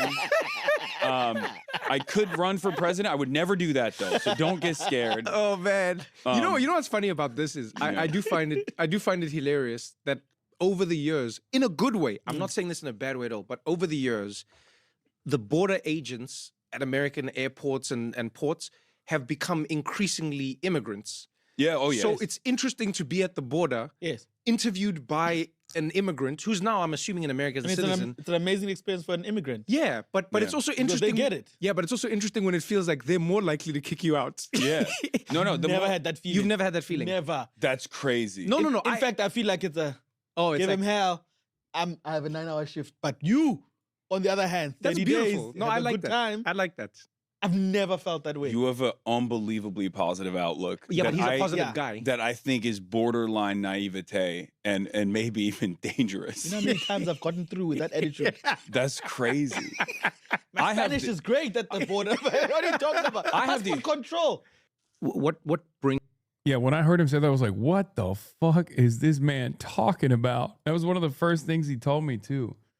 What's with the Vosh beef? I thought he was chill, genuinely asking. I don't know. Where is the Vosh beef? What do you mean? What Vosh beef? What is happening in this chat, dude? Is there a Discord that was lit up or something? There's like a couple people that were like, yo, what about, why do you have beef with Vosh? What? In the year of our Lord 2026? Yeah, exactly. Nuke Hoscord V2? No, there's no. Yeah, Tacoma wept is the last and greatest contribution that we got from Vosh.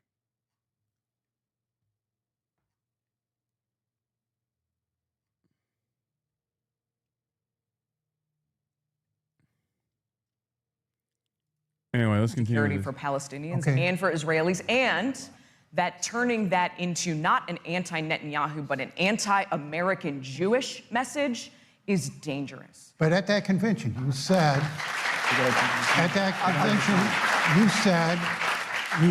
you did not support U.S. aid to Israel. Is that your position? I would have voted in support of 40 of the 47 Democratic senators who would have supported the Sanders resolution blocking arms sales to Israel. Yeah. Okay. Michiganders are scared, all right? We have rising. Yeah, Michiganders are scared. They're scared about what might happen to Israel.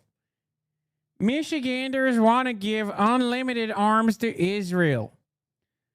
Michiganders like myself go to sleep and think about Israel and wake up also thinking about Israel. Michiganders know am Israel high.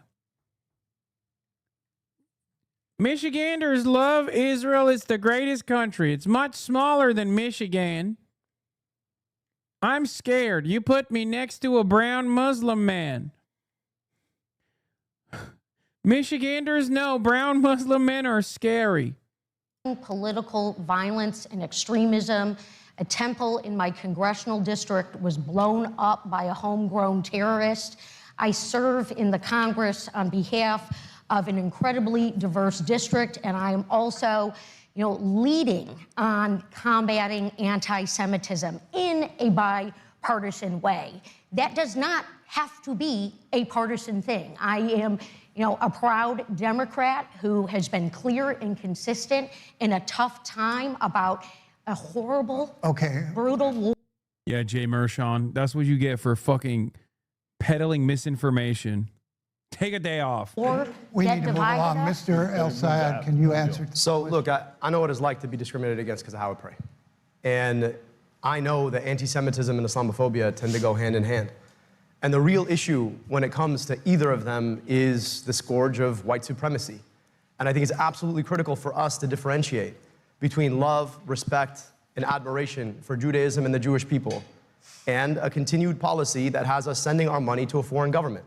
We can walk and chew gum at the same time. So for me, when it comes to fighting anti-Semitism, you are not going to find anybody who is not Jewish who has the same focus on taking that on as somebody who understands that these two things go hand in hand together. And so we can do that because we love all people. But it should not mean that we allow our money to subsidize apartheid and genocide against other people because people tell you that that's a... Yo, let him cook, by the way. I'm noticing that every time he starts cooking, they're like, all right, stop. All right, shut the fuck up. Enough. You're doing too well. About hatred for anybody. That's about love for everybody. Thank you, sir. Yes. Yeah, Abdul is so good, bro.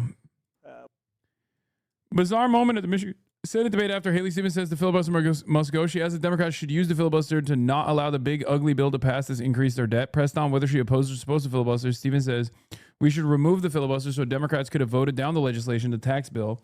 That's not how the filibuster works. Removing it allows all Senate bills to pass at 51 votes. It would not have allowed Democrats to stop Trump's tax bill, which was already exempt from the filibuster. The filibuster. Yeah, the other side of this is that like a lot of people assume that just because someone is a politician or standing on a fucking podium,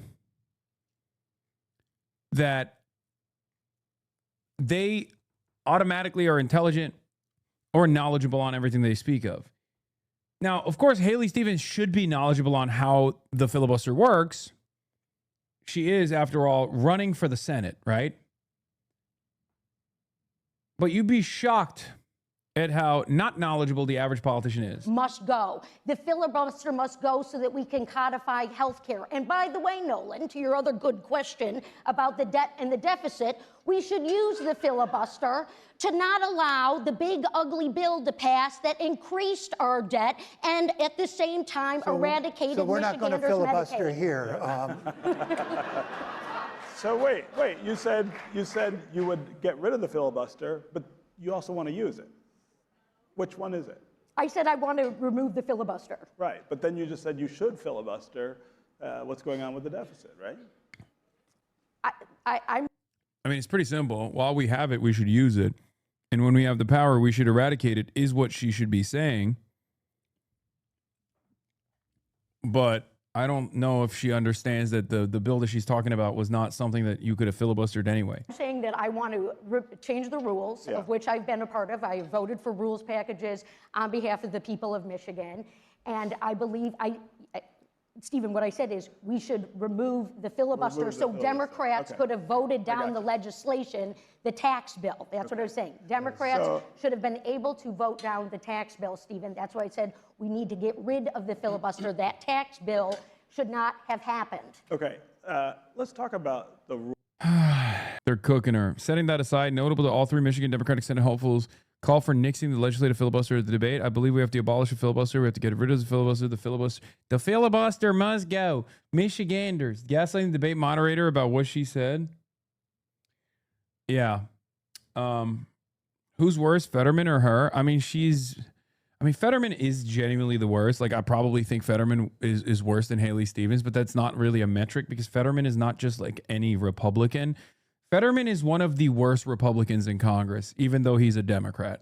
So it's pretty fucking hard to find a politician, especially one that's currently running in the Democratic primaries, to communicate on issues that is going to be like John Fetterman. Buddy, John Fettermans are in the Republican primaries. Okay, there are Ken Paxton is the John Fetterman. Do you know what I mean? Like, he is, like, John Fetterman is almost entirely aligned with all of Thomas Massey's horrible instincts and horrible policy prescriptions. And then simultaneously, he's worse, far worse than Thomas Massey on the issue of Israel. Hi, everyone. It's Congresswoman Haley Stevens, proudly representing Michigan's 11th district. On my primary election night, I wanted to thank AIPAC and the pro-Israel community. Our values spoke very loudly. Not hiding anything from voters. I'm not breaking FEC laws. By any stretch of the means. In fact, I'm compliant with FEC laws and what's gone on. What the fuck? The camera's breaking. Camera can't handle the heat that Haley Stevens is bringing. Michiganders want me to take money from AIPAC. Don't think bro expected this title to be so hard. Queer leftists supported Palestinians in the 70s too. Back then they hijacked planes. Yeah, what's the problem? Is this pro or anti? I can't tell. Yeah, there's no issue there. Yeah, beast mode. Is there anti-Semitism? Oh, we already watched this. All right. It seems to me like I'll say it cooked. Speaking of Massey, he has started using the word genocide to describe Israel's actions in Gaza. Wait, what do you mean? I think he's been doing that. That's not new. Dave Rubin versus 24 left Democrats this Sunday. Oh my God, he's going to get fucking cooked. Because he's so unbelievably stupid. Why would he fucking agree to this? He is going to get destroyed. This is one of those 20v1s where, like, usually when you do a 20v1, the guy is like a fairly reliable debater. Like Mehdi Hassan cooks, right? Glenn Greenwald, I want to watch that one still. Like, this is the exact opposite. This is where, like, any random Tom, Dick, or Harry could just destroy Dave Rubin because his worldview makes no sense. Things economically were better under Joe Biden. At the end of his administration, absolutely. Yeah, so can you give me an example of how? Yeah, GDP growth was better off. Real median wage growth was better off. Inflation was better off at the end of his administration. Unemployment was better off at the end of his administration. We had the worst year of job growth in the past 4 years, just this last year under Trump's administration. Was the Rubin report, did that also accept Russian money? What show did I do for Russia? No, I'm not saying you did a show for Russia. I'm saying Russia saw you as a stooge who could easily say the talking points that benefited them. What law is stopping you from doing anything that another person cannot do? Laws are not protecting trans people. If they were, trans people would not be disproportionately unemployed, unhoused, what would you like? What would you settings. like the law to do for you? Again, the law can guarantee equality. It can't guarantee protection, right? So yes, it certainly can. My first surrounded claim is that wokeism did more damage to America than Trump ever did. What? Oh my God, Japanese imperial soldier fighting the fucking last battle 20 years after World War II ended, dude. We're here today to talk about wokeism. Like, who the fuck is this for, man? You're either just a straight up Nazi at this point, and even Nazis don't even talk about fucking wokeism. It's like Asmongold's audience is bored of fucking wokeism conversations. Like, you have to make it more entertaining by talking about DEI or some shit in video games. Wokeism destroyed the country. Like, this ain't 2018 no more, okay? My next surrounded claim is if you still vote for Democrats in 2026, you're voting for broken cities, broken schools, and broken borders. My next surrounded claim is that progressives push normal, moderate Americans to the right. My final surrounded claim is that the modern left cares more about ideology than reality. I'm Dave Rubin of... Okay, that's terrible. I will probably not be watching that, but I will be looking forward to the dunks that he received. Many of the dunks that he received. Okay, so yeah, Jake LaHood says, I genuinely have no idea what Haley Stevens is actually trying to say in any of her answers. Extreme platitude heavy. Unclear if they are set pieces or off the cuff, which is not a good sign. So far, this is the McMorrin El Sayed show. Am I Sen? I really don't mean to harp on her, but just to be real, what in the world was her strategy coming into this thing? It's reminding me of Matt Mahan and the California governor debate. All right, let's get to, I was going to do the silencing Jewish voices hit real quick. Stevens is saying her debate won because she said Michigan the most. Haley Stevens sure did seem to say Michigan a lot in the debate, so I crunched the numbers. Abdullah Sayed said Michigan 4 times, Mallory McMorrow 23 times, Haley Stevens 49 times. Oh my God. And then Mallory McMorrow, the report is on whether Abdullah Sayed should call himself a physician. There's some legal requirements to call herself a physician, and I will let the voters decide. Yeah. Michiganders. I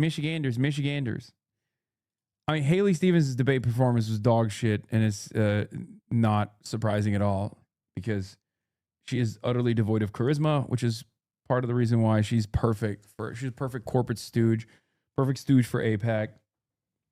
And I've told you this already, she's not gonna make it. The real threat in this race is going to be a McMorrow versus Abdullah Sayed matchup. If this was a straight ticket, Abdullah Sayed versus Haley Stevens, it would be over by now. It would look like Pills Mafia versus Graham Plattner. Communist Mujahideen Susan Collins says Plattner serving for imperialist military should be questioned. Yeah, I think she's trying to win the bad empanada constituency. I'm not gonna lie. Like this is unironically and sincerely the bad empanada position, which is that the average military grunt is personally responsible and far more responsible for American militarism than the politicians that actually vote for these endless wars.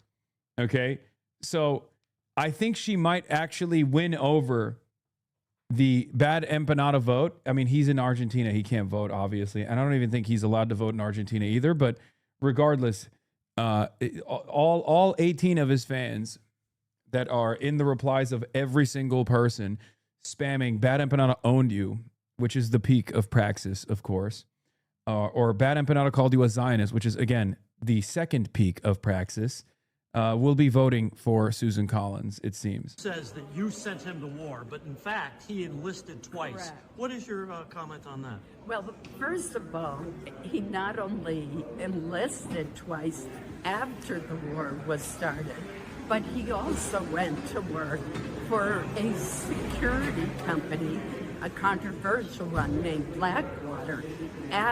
Dude, Susan Collins is a fucking Republican. Saying that an American veteran is personally responsible for war crimes and then literally bringing up Blackwater. Like, look, that's cause for concern for me. Okay? That's cause for concern for our community. That's not cause for concern for a motherfucking Republican voter or an independent voter in Maine. What are you saying, lady? I'm so confused about this statement because it is verbatim. It is verbatim something that you would hear from Bad Empanada, right? And it's not even the wrong analysis, or at least it's not even completely ridiculous to be like, yeah, okay, you did fucking join Blackwater in 2016 or was it 2018? It was crazy, right? But for the average American that is receiving this information, not us, the average American that's receiving this information is going to hear this and go, yeah, of course, a fucking Marine Corps guy joined security contracting because they had no other option, or he just didn't know what to do with himself. And he thought he could just like go back to waging war because that's all he knew for fucking a decade, right? It is very funny that Susan Collins is hitting this attack line as a Republican in this race. After his term in the service was over. Did Plattner not kill in battle? I find it hard to stomach Plattner from that alone. Fuck Susan Collins too. Guys, this calculation is utterly fucking insane. I don't know how to explain this to you, but the politicians are still far more consequential and far more responsible than the fucking average grunt is. Hello? Like, it's very shocking. It's a shocking point of contention, like that I don't understand, where people were like, well, Marjorie Taylor Greene is a better leftist than Graham Plattner is, like, because Marjorie Taylor Greene never actually took up arms and like killed someone. Okay, but she voted for wars and continued to vote for wars when she was in office. Like, if the politician's vote is blameless and the trigger man holds all the responsibility, why are we even voting for people? If we're talking about like condemnable behavior, I still think the politician is far more consequential and is doing something far more condemnable. And it's in the Constitution, the responsibility for war rests with the individual soldiers and not Congress. Yeah. Like, seriously, who's worse? IDF veteran who's like joined Breaking the Silence or whatever, or Itamar Ben-Gvir now? You know what I mean? It's a serious question. Itamar Ben-Gvir was never allowed to serve in the Israeli occupying forces because he was considered too extreme. Who do you think is fucking worse? Don't say fuck both of them. You got to pick one. Who do you think is worse? Neither. Hasanabi is worse. That's the correct answer. I'm glad that you have arrived at the ultimate left composition. The ultimate ultra position is trick question. The answer is always Hassan. But yeah, at the end of the day, I look at the impact. I look at where people are now, and I grade politics on a curve. And in that regard, like, although I have my criticisms or things that I'm skeptical on with respect to, Graham Plattner, I think he's still, I feel like I can't see if I wonder if my eyesight's getting worse as well. What if I just fucking lose eyesight in one eye now? Who beat your ass? A spider or a mosquito. I don't know. I definitely did go to the doctor. It looks fucking terrible. I know. It is terrible. It's huge. Antihistamine's pronto. Is it itchy? Not really. Do you have kissing bugs in your region? Kind of looks like that. I don't know what a kissing bug is. That swelling is a bit much. It might be an autoimmune response. Sorry for backseating. I think I need to put a cold spoon on it. And no, I'm not losing vision in it. 500 subs to pop that shit on stream. Y'all are fucking crazy. Anyway. Lines in Josh Shapiro. Your party. We saw it play out in this primary here in Philadelphia, in which AIPAC, which historically was a bipartisan group that supported pro-Israel candidates, came in and helped the candidate who wound up coming in third place, I think, and lost. Has AIPAC now become, in a Democratic primary at least, an anchor around some of these candidates, something to be avoided? Yeah, I don't know. And look, it's never been an issue in any of my races at the state level, but I do think it has cynically been used by some. I'm going to make this a broad statement, not about the race here in Philly, but I think it's been used cynically by some to try and silence certain voices, to try and say that certain people participating in politics shouldn't count or should be viewed in a toxic way. Now, do I agree with every political decision they've made, every endorsement they made? Of course not. Have they hurt themselves, do you think, AIPAC? But I think what we have seen is a weaponization of that, and I think that is a danger for our system. When you have people who are advocating for issues that they feel strongly about, and they are having their voices silenced, I think that's a problem in our system. There's a blurring between being against AIPAC and being against Jewish folks giving money, you're saying? I think it does get blurred because now what you are seeing is not, quote unquote, AIPAC money or however it was termed, but you're getting the Jews who give to that candidate who also support AIPAC. I think it's very dangerous in our system. If you are trying to silence certain voices based on their race, based on their faith, based on their particular ideology. Would you want their money, and they being, to be clear, AIPAC donors? Yeah, I mean, look, I'm running for governor, and they don't play in state races. I'm not trying to be cute about that, but it's just not an issue here in my race for governor. But this could be a factor down the road if other opportunities do present themselves, right? Well, I'm not looking down the road. I'm looking at how we can win a re-election. Why do you have that much Benadryl? You aren't supposed to take it regularly. It increases dementia risk. Dude, are you fucking insane? Are you actually fucking insane? Are you all right? First of all, it's topical. And I just got it. And I just put it on my eye. Are you okay, chatter? Do you think I'm just sucking this down like it's a fucking tube of peanut butter? What are you talking about? Literally just saw me open up a fucking fresh bottle of Benadryl and assume that I'm just sucking it down, dude. How many tubes you eating a day? You're doing the Penelope thing? No, I'm not. You're the one who thinks that I'm like doing something crazy here. I literally just have topical Benadryl, and you were like, whoa, why do you have so much Benadryl? You better stop. You better not take all that Benadryl at once. To be clear, what Shapiro is saying is actually way stupider in that he's arguing spending is more speechy than speech criticizing it. But to get there, you have to go past Citizens United. Yeah, this is essentially the reasoning of the majority in Citizens United. Yeah, I think I need ivermectin, dude.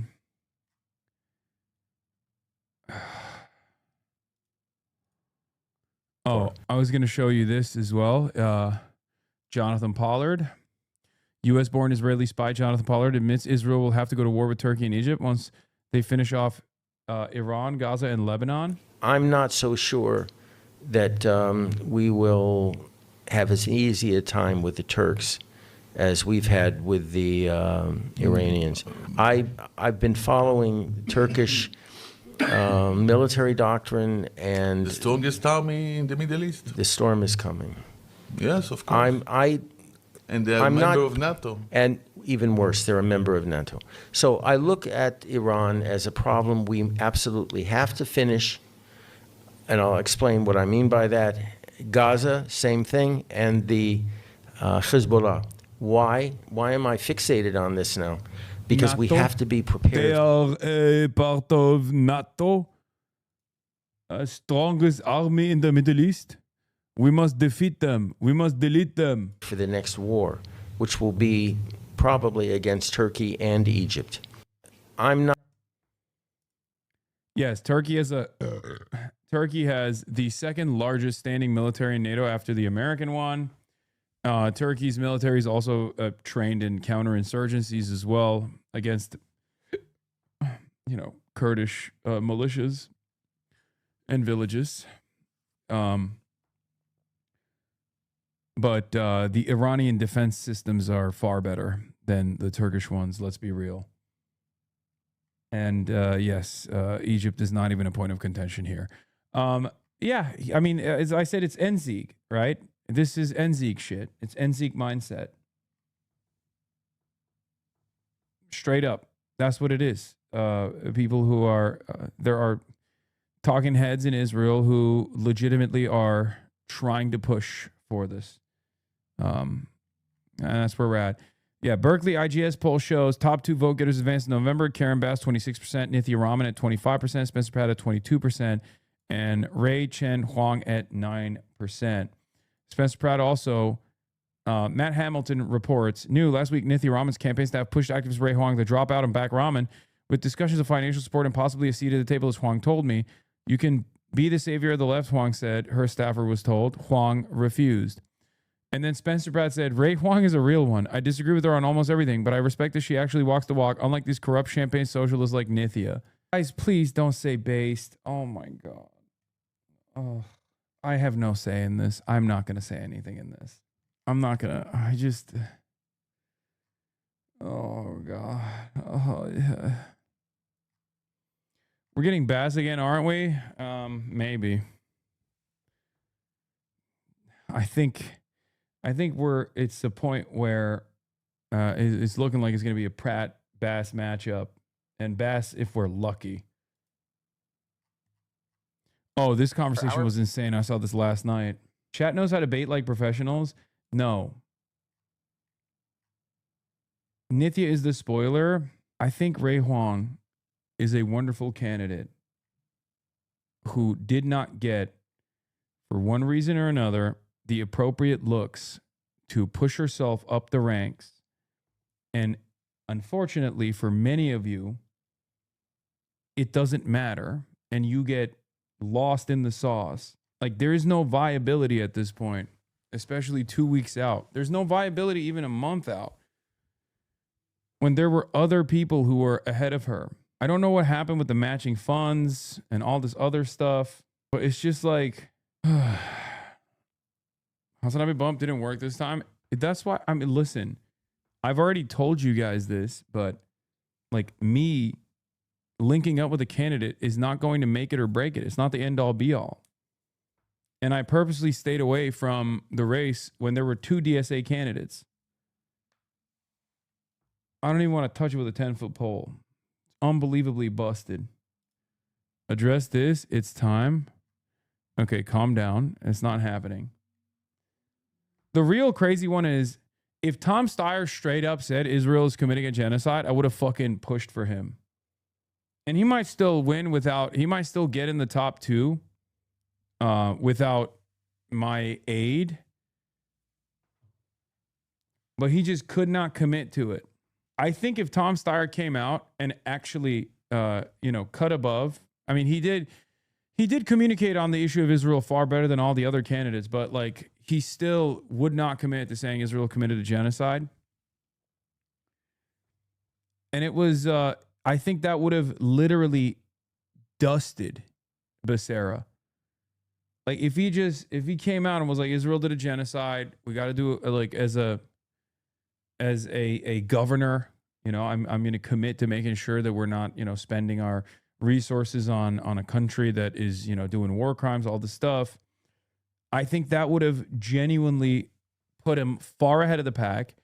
Israel would have been an actual point of contention in the conversation, and it would have made everybody else look ridiculous. Okay. He recalculated his position in an interview with Walter Masterson. One time I took 12 Benadryl and forced myself to stay awake, and then I saw you in my room standing over the bed staring at me silently. Please apologize. I'm sorry. Did you see this? I don't get why Nithya entered the race. Ray was polling well before she entered. We didn't need her. Yeah, but she did. So what's the conversation here? You know what I mean? I know. I'm aware.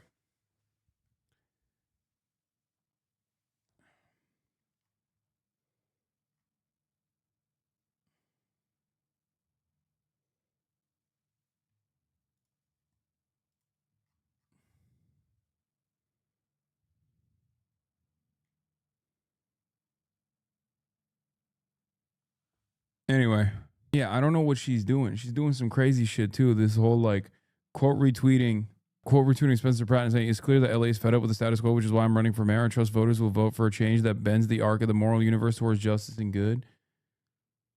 Like, I want to make it clear that Spencer Pratt does not deserve any voice or soundbite in my campaign or the city hall that I love. His rhetoric, platform, and campaign are the antithesis of who I am.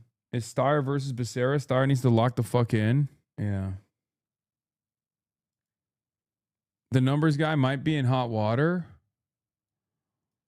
Has Patrick Bet-David apologized yet for promoting a massive Ponzi scheme, Goliath Ventures? Has he addressed if the reported $1 million his company was paid for this will be paid back to the victims? I reached out to Patrick Bet-David directly about this. No response. Conference this year is brought to you by Goliath. Wait, he's a numbers guy. CoffeeZilla. He's a CoffeeZilla. I'm a numbers guy. What do you mean? I'm a numbers guy. Patrick Bet-David was recently subpoenaed by Goliath Ventures in the legal case, so I wouldn't be surprised if he's forced to hand back the money one way or another. The alleged $1 million paid to Patrick Bet-David consulting comes from a Channel 9 investigation by Darylene J. into Goliath Ventures. CoffeeZilla, you're not a numbers guy. Have you connected with DSA Long Beach? No. Why are you guys asking me this question over and over again? Is DSA Long Beach in the chat? Why are you guys asking me if I've contacted DSA Long Beach? Why am I supposed to contact DSA Long Beach? What the fuck's going on at DSA Long Beach? What happened? DSA Long Beach is doing great work. But why? Why did they want me to have you contacted them yet? No, I have not. Why would I have done that? I don't even know what I'm supposed to be. I don't know why I'm supposed to be doing that. New banger alert. Why don't the Democrats run centrists anymore? Did you every time a Democrat runs a centrist? There's a man-child in a hoodie pushing Marxist policy, setting violent prisoners free while borders overflow. Soon may the Fetterman come to bring us radical socialism. One day. Dude, this is a relic now because like this is pre-AI, pre-mass adoption of AI. I remember this ad. I played it a lot. God, it's so embarrassing. Also, Fetterman wasn't a centrist when he was running. Let's be real. When the nation is done, we'll wish we'd told him no. Soon may the Fetterman come to bring us radical socialism. One day when the nation is done, we'll wish we'd told him no. And then he went on to, as the victim of a stroke, he went on to become the most reactionary. This video is yet another example of AI stealing human jobs. Is true. What if you were DSA Long Beach's Mersheimer? I wish. All right, we're going to get to DOJ weaponizing, or what is this? Asked to keep in mind suffering of Palestinians, not just Jews. Jake Sullivan responded, that's smack the whataboutism. They're both equal. That's unacceptable. Incredible how many people in organizations still want to associate with this guy. I get invited to a meeting with Jake Sullivan. I get there, and here we were talking about October 7th and the aftermath. And there were Arab American groups, Palestinian groups, completely not included. He spoke first and talked about the trauma being experienced by the Jewish community. And when he finished, I said, I understand that. And I grew up with a mother who made me very sensitive to the plight of Jews during World War II and the aftermath. I know from Jewish friends how traumatized they were. And it reminded them of the pogroms. It reminded Dude, I can't, like, this conversation is so so unbelievably frustrating. I hate this shit. It's like the Holocaust was a traumatic memory and a traumatic experience for many Jews. There's a lot of intergenerational trauma. So they get to do a genocide is an insane argument. But that's, you don't say the second part usually, but that's what you're saying. That's what you're saying. I hate that. I hate that. If you saw the humanity of the victims that are in Israel's crosshairs, you would never entertain a statement like this. You are placing the emphasis on not just Jewish people, but Jewish feelings in that situation. And even though that's not the case across the board, there is no monolithic Jewry, right? You are literally saying Jewish feelings are more important than Palestinian lives. It's fucking ridiculous. It's doubly ridiculous when you factor in the reality that there are plenty of Jews who don't say that, who don't think that. But regardless, even if all Jews did, it would still be an unbelievably racist thing to advance.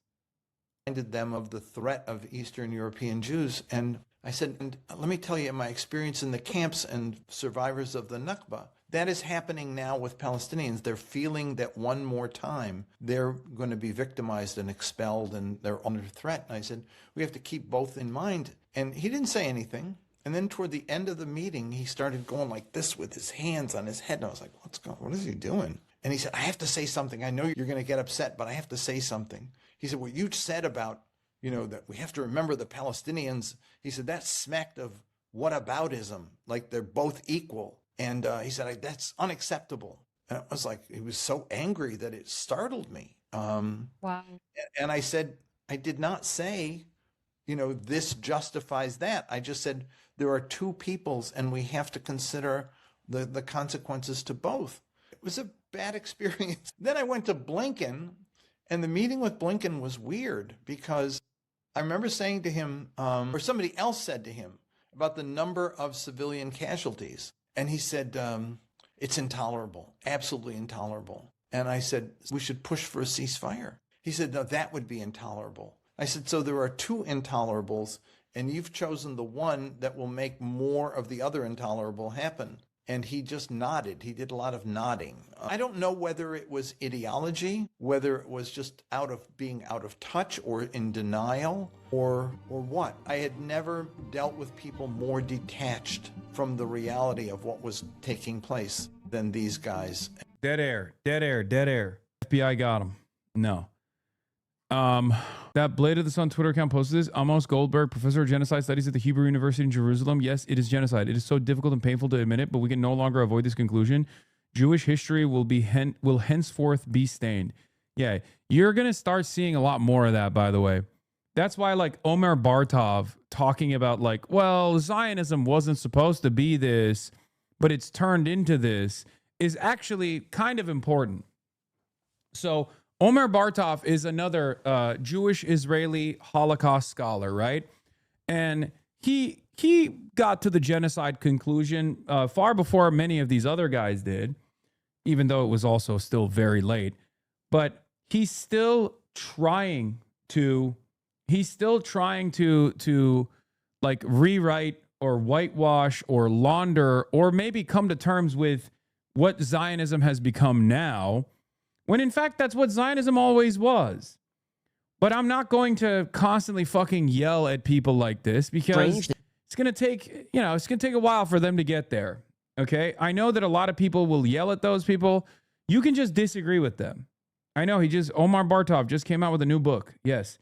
I'm talking about a Jewish Israeli Holocaust scholar who recognized that it was a genocide, wrote about it in the New York Times when it was like a year and a half in, right? Or something like that. Who just came out with a new book And in the new book, he talks about Zionism and how Zionism is turned into fascism. Okay? The problem is, it always was fascism. But if you have a prominent Holocaust scholar, a prominent Jewish Israeli Holocaust scholar, basically even linking Zionism to fascism in this current iteration, he's only one step away from openly recognizing that from the start, from the Nakba, and what Zionism always has been is fascist. The point is, it takes a long time to get there for a lot of people, especially a lot of people who are older, especially a lot of people who have seen this their whole lives. And by the way, Crystal Ball did a fantastic job here with J Street founder Jeremy Ben-Ami, who, once again, as a liberal Zionist, wants to maintain support for Israel, wants to maintain a relationship with Israel in America. That's the job of J Street. But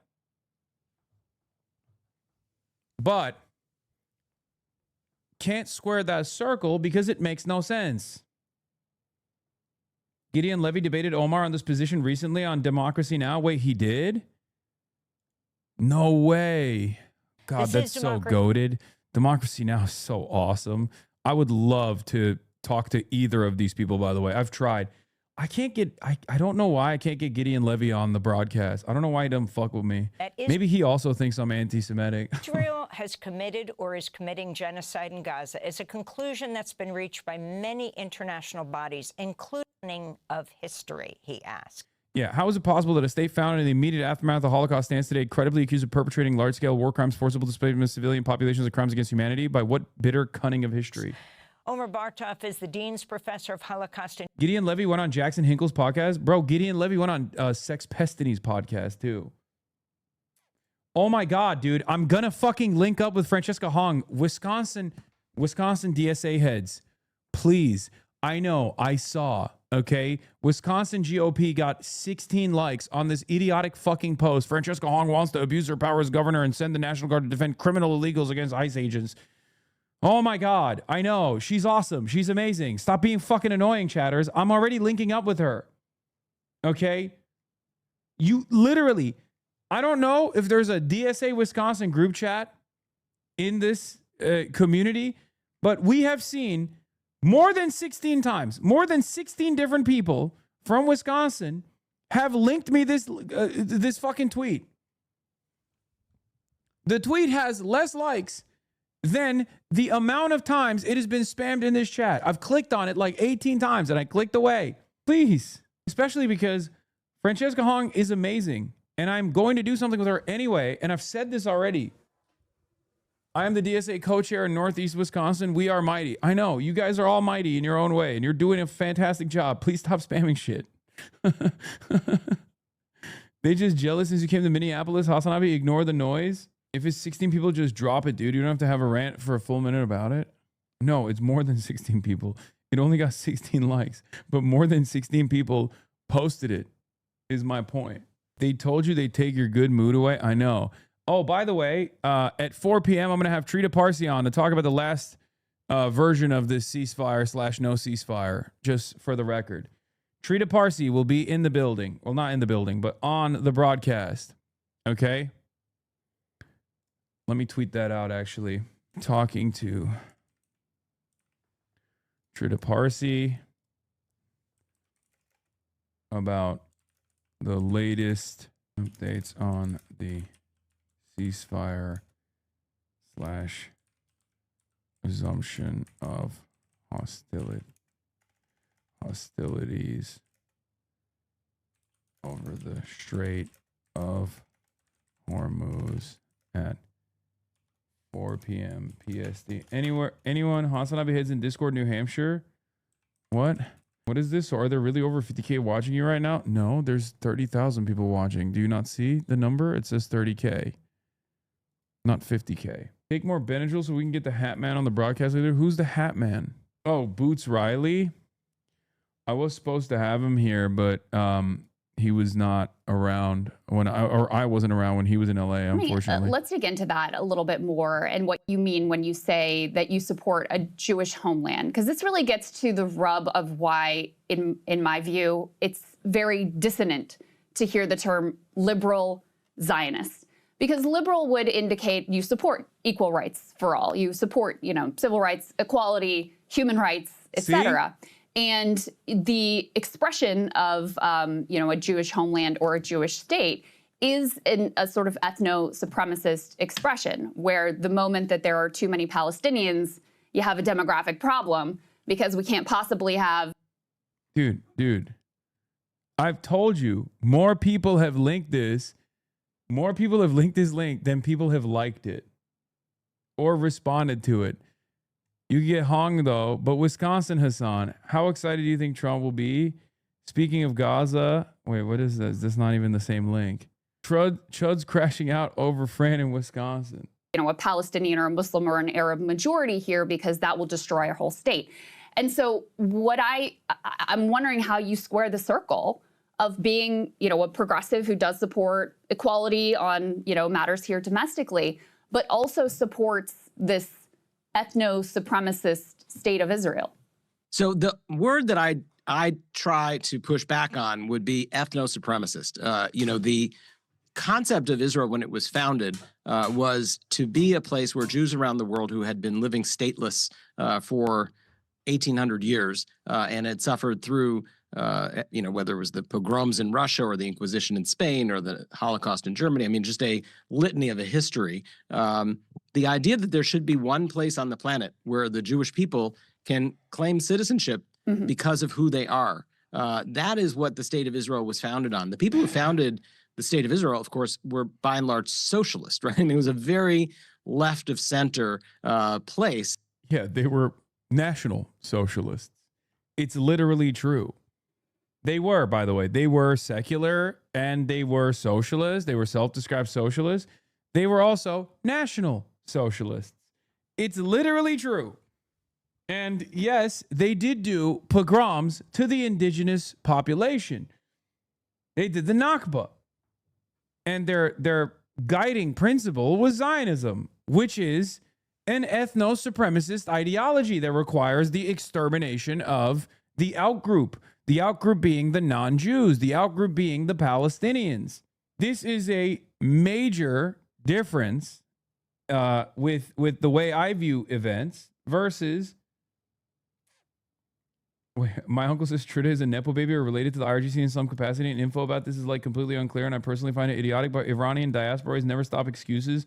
I do love my uncle. He's just really against the regime. I'm for Trita. Glad to hear from him. I know they say that he's not, I think he's not Muslim. He's, isn't he like Sufi or something?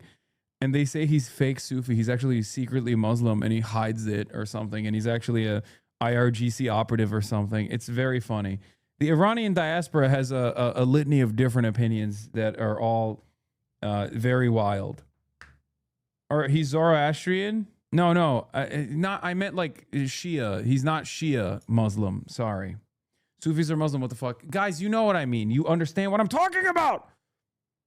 I just meant he's not Shia. Okay? But I think he's Zoroastrian. But they were saying that like he's fake Zoroastrian.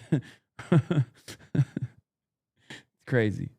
And the ideals of socialism and the ideals of creating a Jewish home coexisted in the state, and it was really the dominant ideology. It is not per se that right-wing ethno-nationalists like Bibi Netanyahu, Itamar Ben-Gvir, Bezalel Smotrich, the ambassador here in the U.S. Naftali Bennett, Yair Lapid.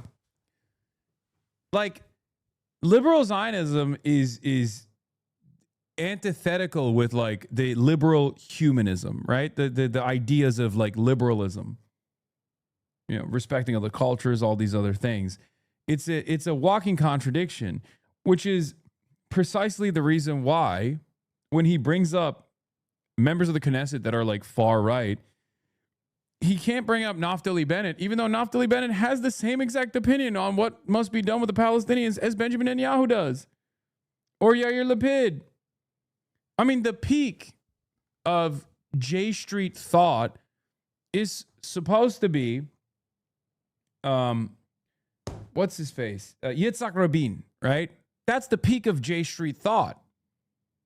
And Yitzhak Rabin was famously the head of national security at a time when the first intifada was taking place, and he wanted he famously was the guy responsible for breaking the hands of tens of thousands of Palestinian children as a symbolic way to quash the protests, because Palestinian kids at the time would throw rocks at tanks. And it became the symbol of Palestinian resistance at the time.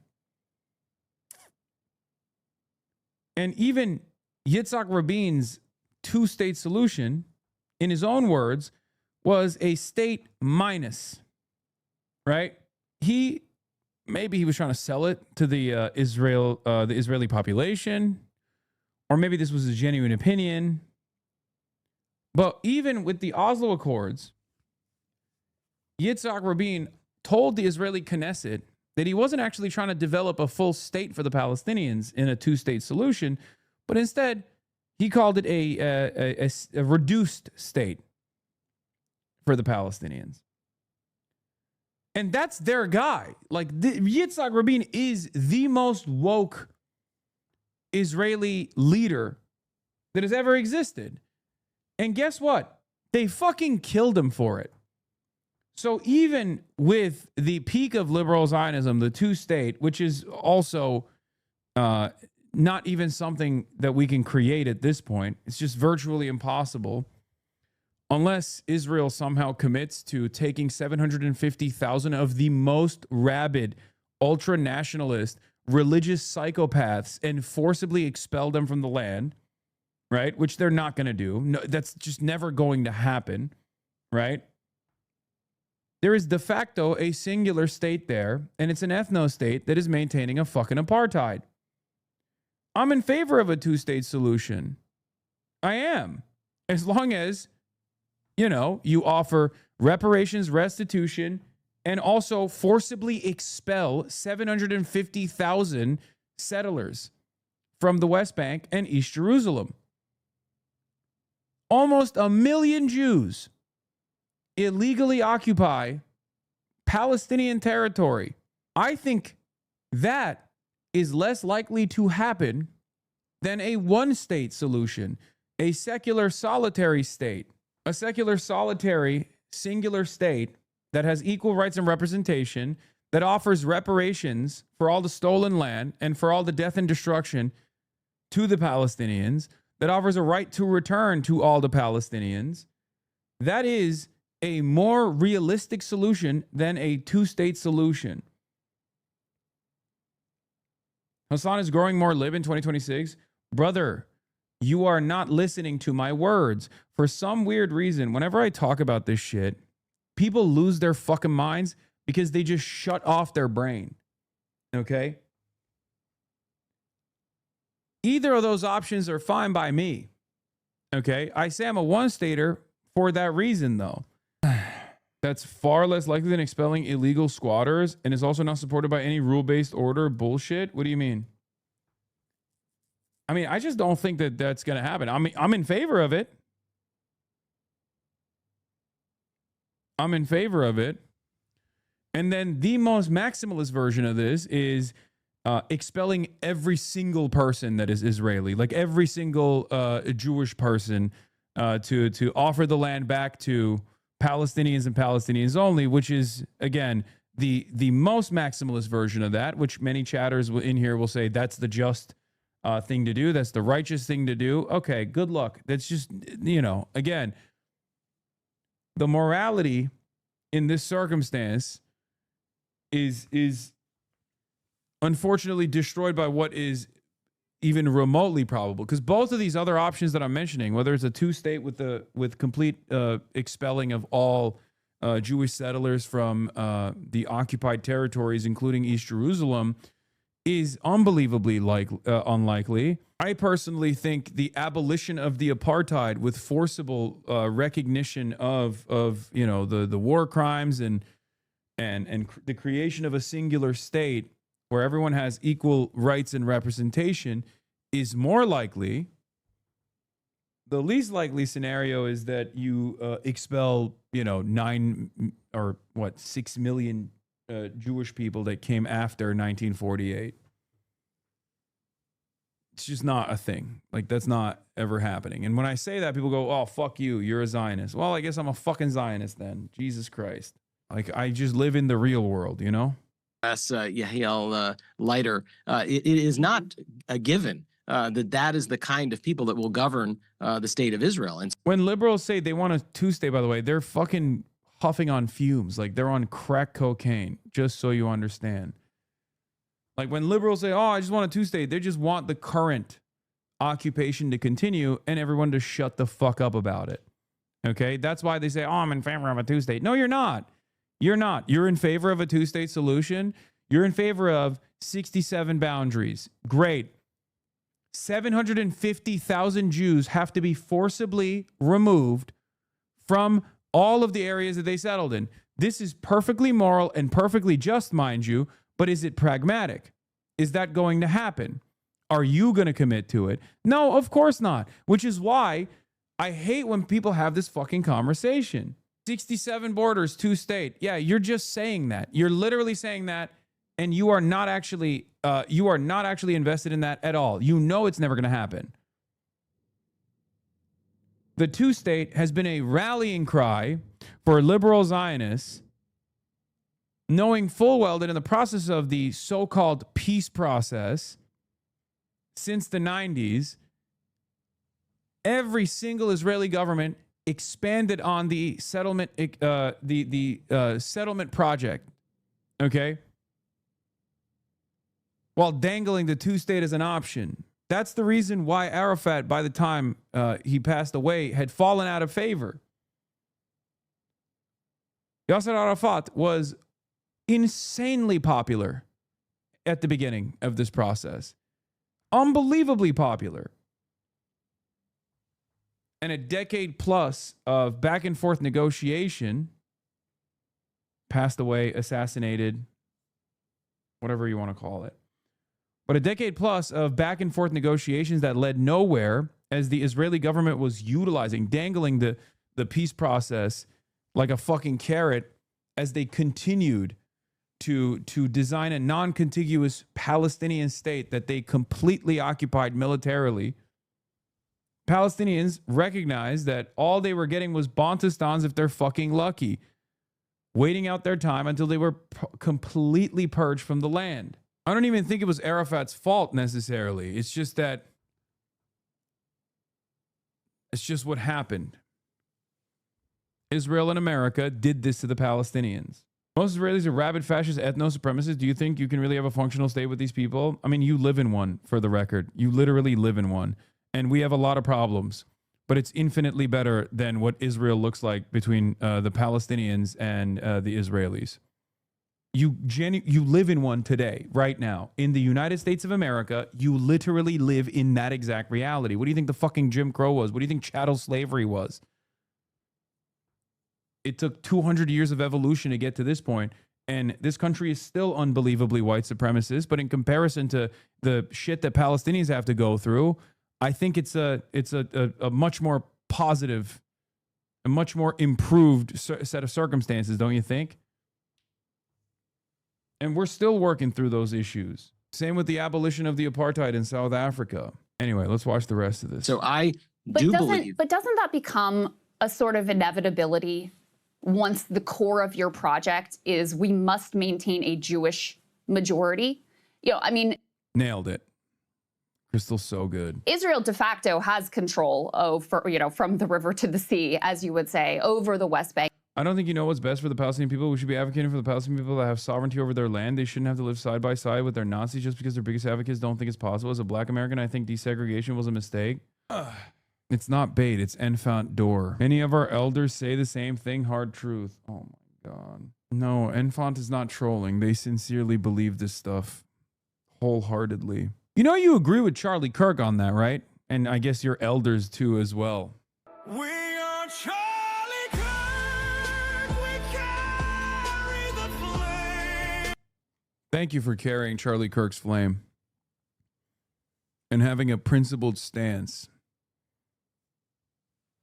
on the issue of desegregation. Oh my God. That's not a hot take. A lot of foundational Black Americans believe the same thing. I know. And that's why it is a fucking hot take, because it's an unbelievably reactionary take. Foundational Black Americans, or ADOS initially, are like a CIA cutout, dude. And of course, I'm a white guy, so when I say this, I'm you know, what do I know? I'm a fucking child of Yakub and a nasty cracker saying this shit, but it's ridiculous. Anyway, I don't even want to get into this, because then I'm going to be like, I don't care about standpoint epistemology when it comes to identifying and propping up reactionary points of view.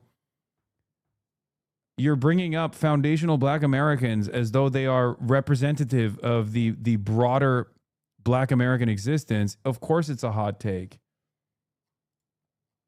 I mean, if you're Palestinian living in the West Bank, your day-to-day life is structured by what the Israeli government is going to allow you to do and what it's not. Israel has taken over 60% of the Gaza Strip, and Netanyahu is threatening to take over the rest of it. And once again, if you live in the Gaza Strip, even in that part that hasn't been taken over, your day-to-day life is structured by what the Israeli government says you can do and where you can go and how you can live. So there is de facto control from the river to the sea. But the suppression and the apartheid and the demographic engineering that occurs through mass murder and ethnic cleansing is necessitated by the idea that we must have a Jewish majority. And so doesn't it end up being inevitable? Also, when you say desegregation was a mistake, go experience the South then, I guess. You know, because segregation is still very much alive in the South. You know? So it already fucking exists. Yeah. So I don't know what we're talking about. You can go and experience it still to this day. And given the trajectory of white supremacy in this administration, we might see segregation. You will hardly understand just by visiting. Yeah, I'm just saying, go live there for a little bit and you'll see.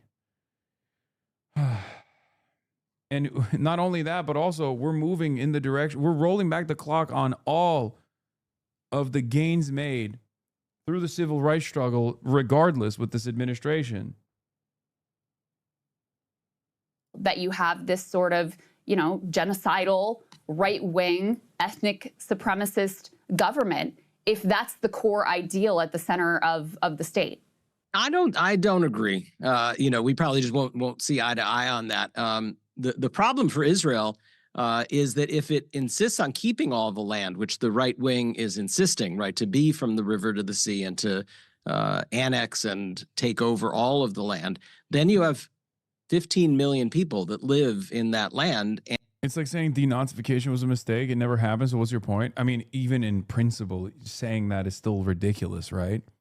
That's the whole point. Whether it happened or not doesn't matter. What matters is, do you disagree with the theory of it? And that's what's fucking insane. Because in practice, denazification never actually took root in Western Germany. However, it should have. So I'm not going to sit here and be like, well, denazification was a mistake.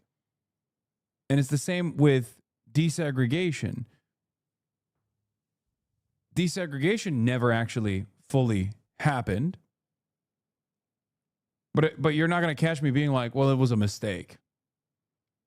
And a little bit less than half of them are Jewish. So you actually cause a bigger problem for those who want to have a national homeland of the Jewish people if you keep all the land. The only way, actually, for there to be a state that is Jewish in nature and democratic and provides rights to all of its citizens and to have Palestinian people have their rights is for there to be a division of the land, for there to be some of that land and, the numbers are 78-22 as the split between. Yeah, by the way, one of the peak examples, Blasian is 100% right about this, by the way, says famously black people were left alone when we tried to live separately. Are we doing this in 2026? Every person who says it can eat shit, absolute ignorance, hiding behind black identity. Where are all the thriving black communities that separated? Oh yeah, they were fucking killed, bombed, raped, and flooded.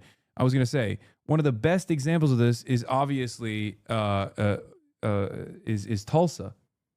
It's the best example. Black Wall Street, like, that is was a thriving black community that was surviving in spite of segregation, and white people hated it.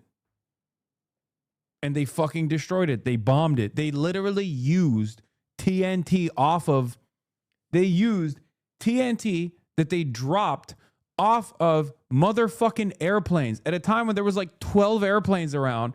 White people were so goddamn racist at the time that they were like, one of the 12 planes that we have in existence on U.S. soil, we're going to use to drop bombs on top of black people. Okay? Like, how the fuck do you even find a plane at that point, dude? And you can draw a straight line from that to the fucking move bombing in Philadelphia in 1985, when the American Police Department in Philadelphia literally dropped C4 on a block where black people were living, the Africa family was living, and they burned them alive. And the police chief famously at the time said, let it burn. When the fire department wanted to take out the fires, he said, let it burn. They took out an entire fucking black neighborhood. That's America's history. That's America's recent past. And that's America's current day as well. It doesn't even end there. The depravity doesn't end there. They took the bones of the Africa family's remains, and they were in Princeton University until like 3 years ago. Anyway, it's 4 p.m. I got to talk to Black Excellence. Capitalists can run into the arms of Tucker Carlson and every other Nazi ready to devour you. Let Jay-Z and LeBron save them then. I'll be here fighting the top of this fuck-ass system. Anyway, we're talking to Trita Parsi. Damn, this guy's good.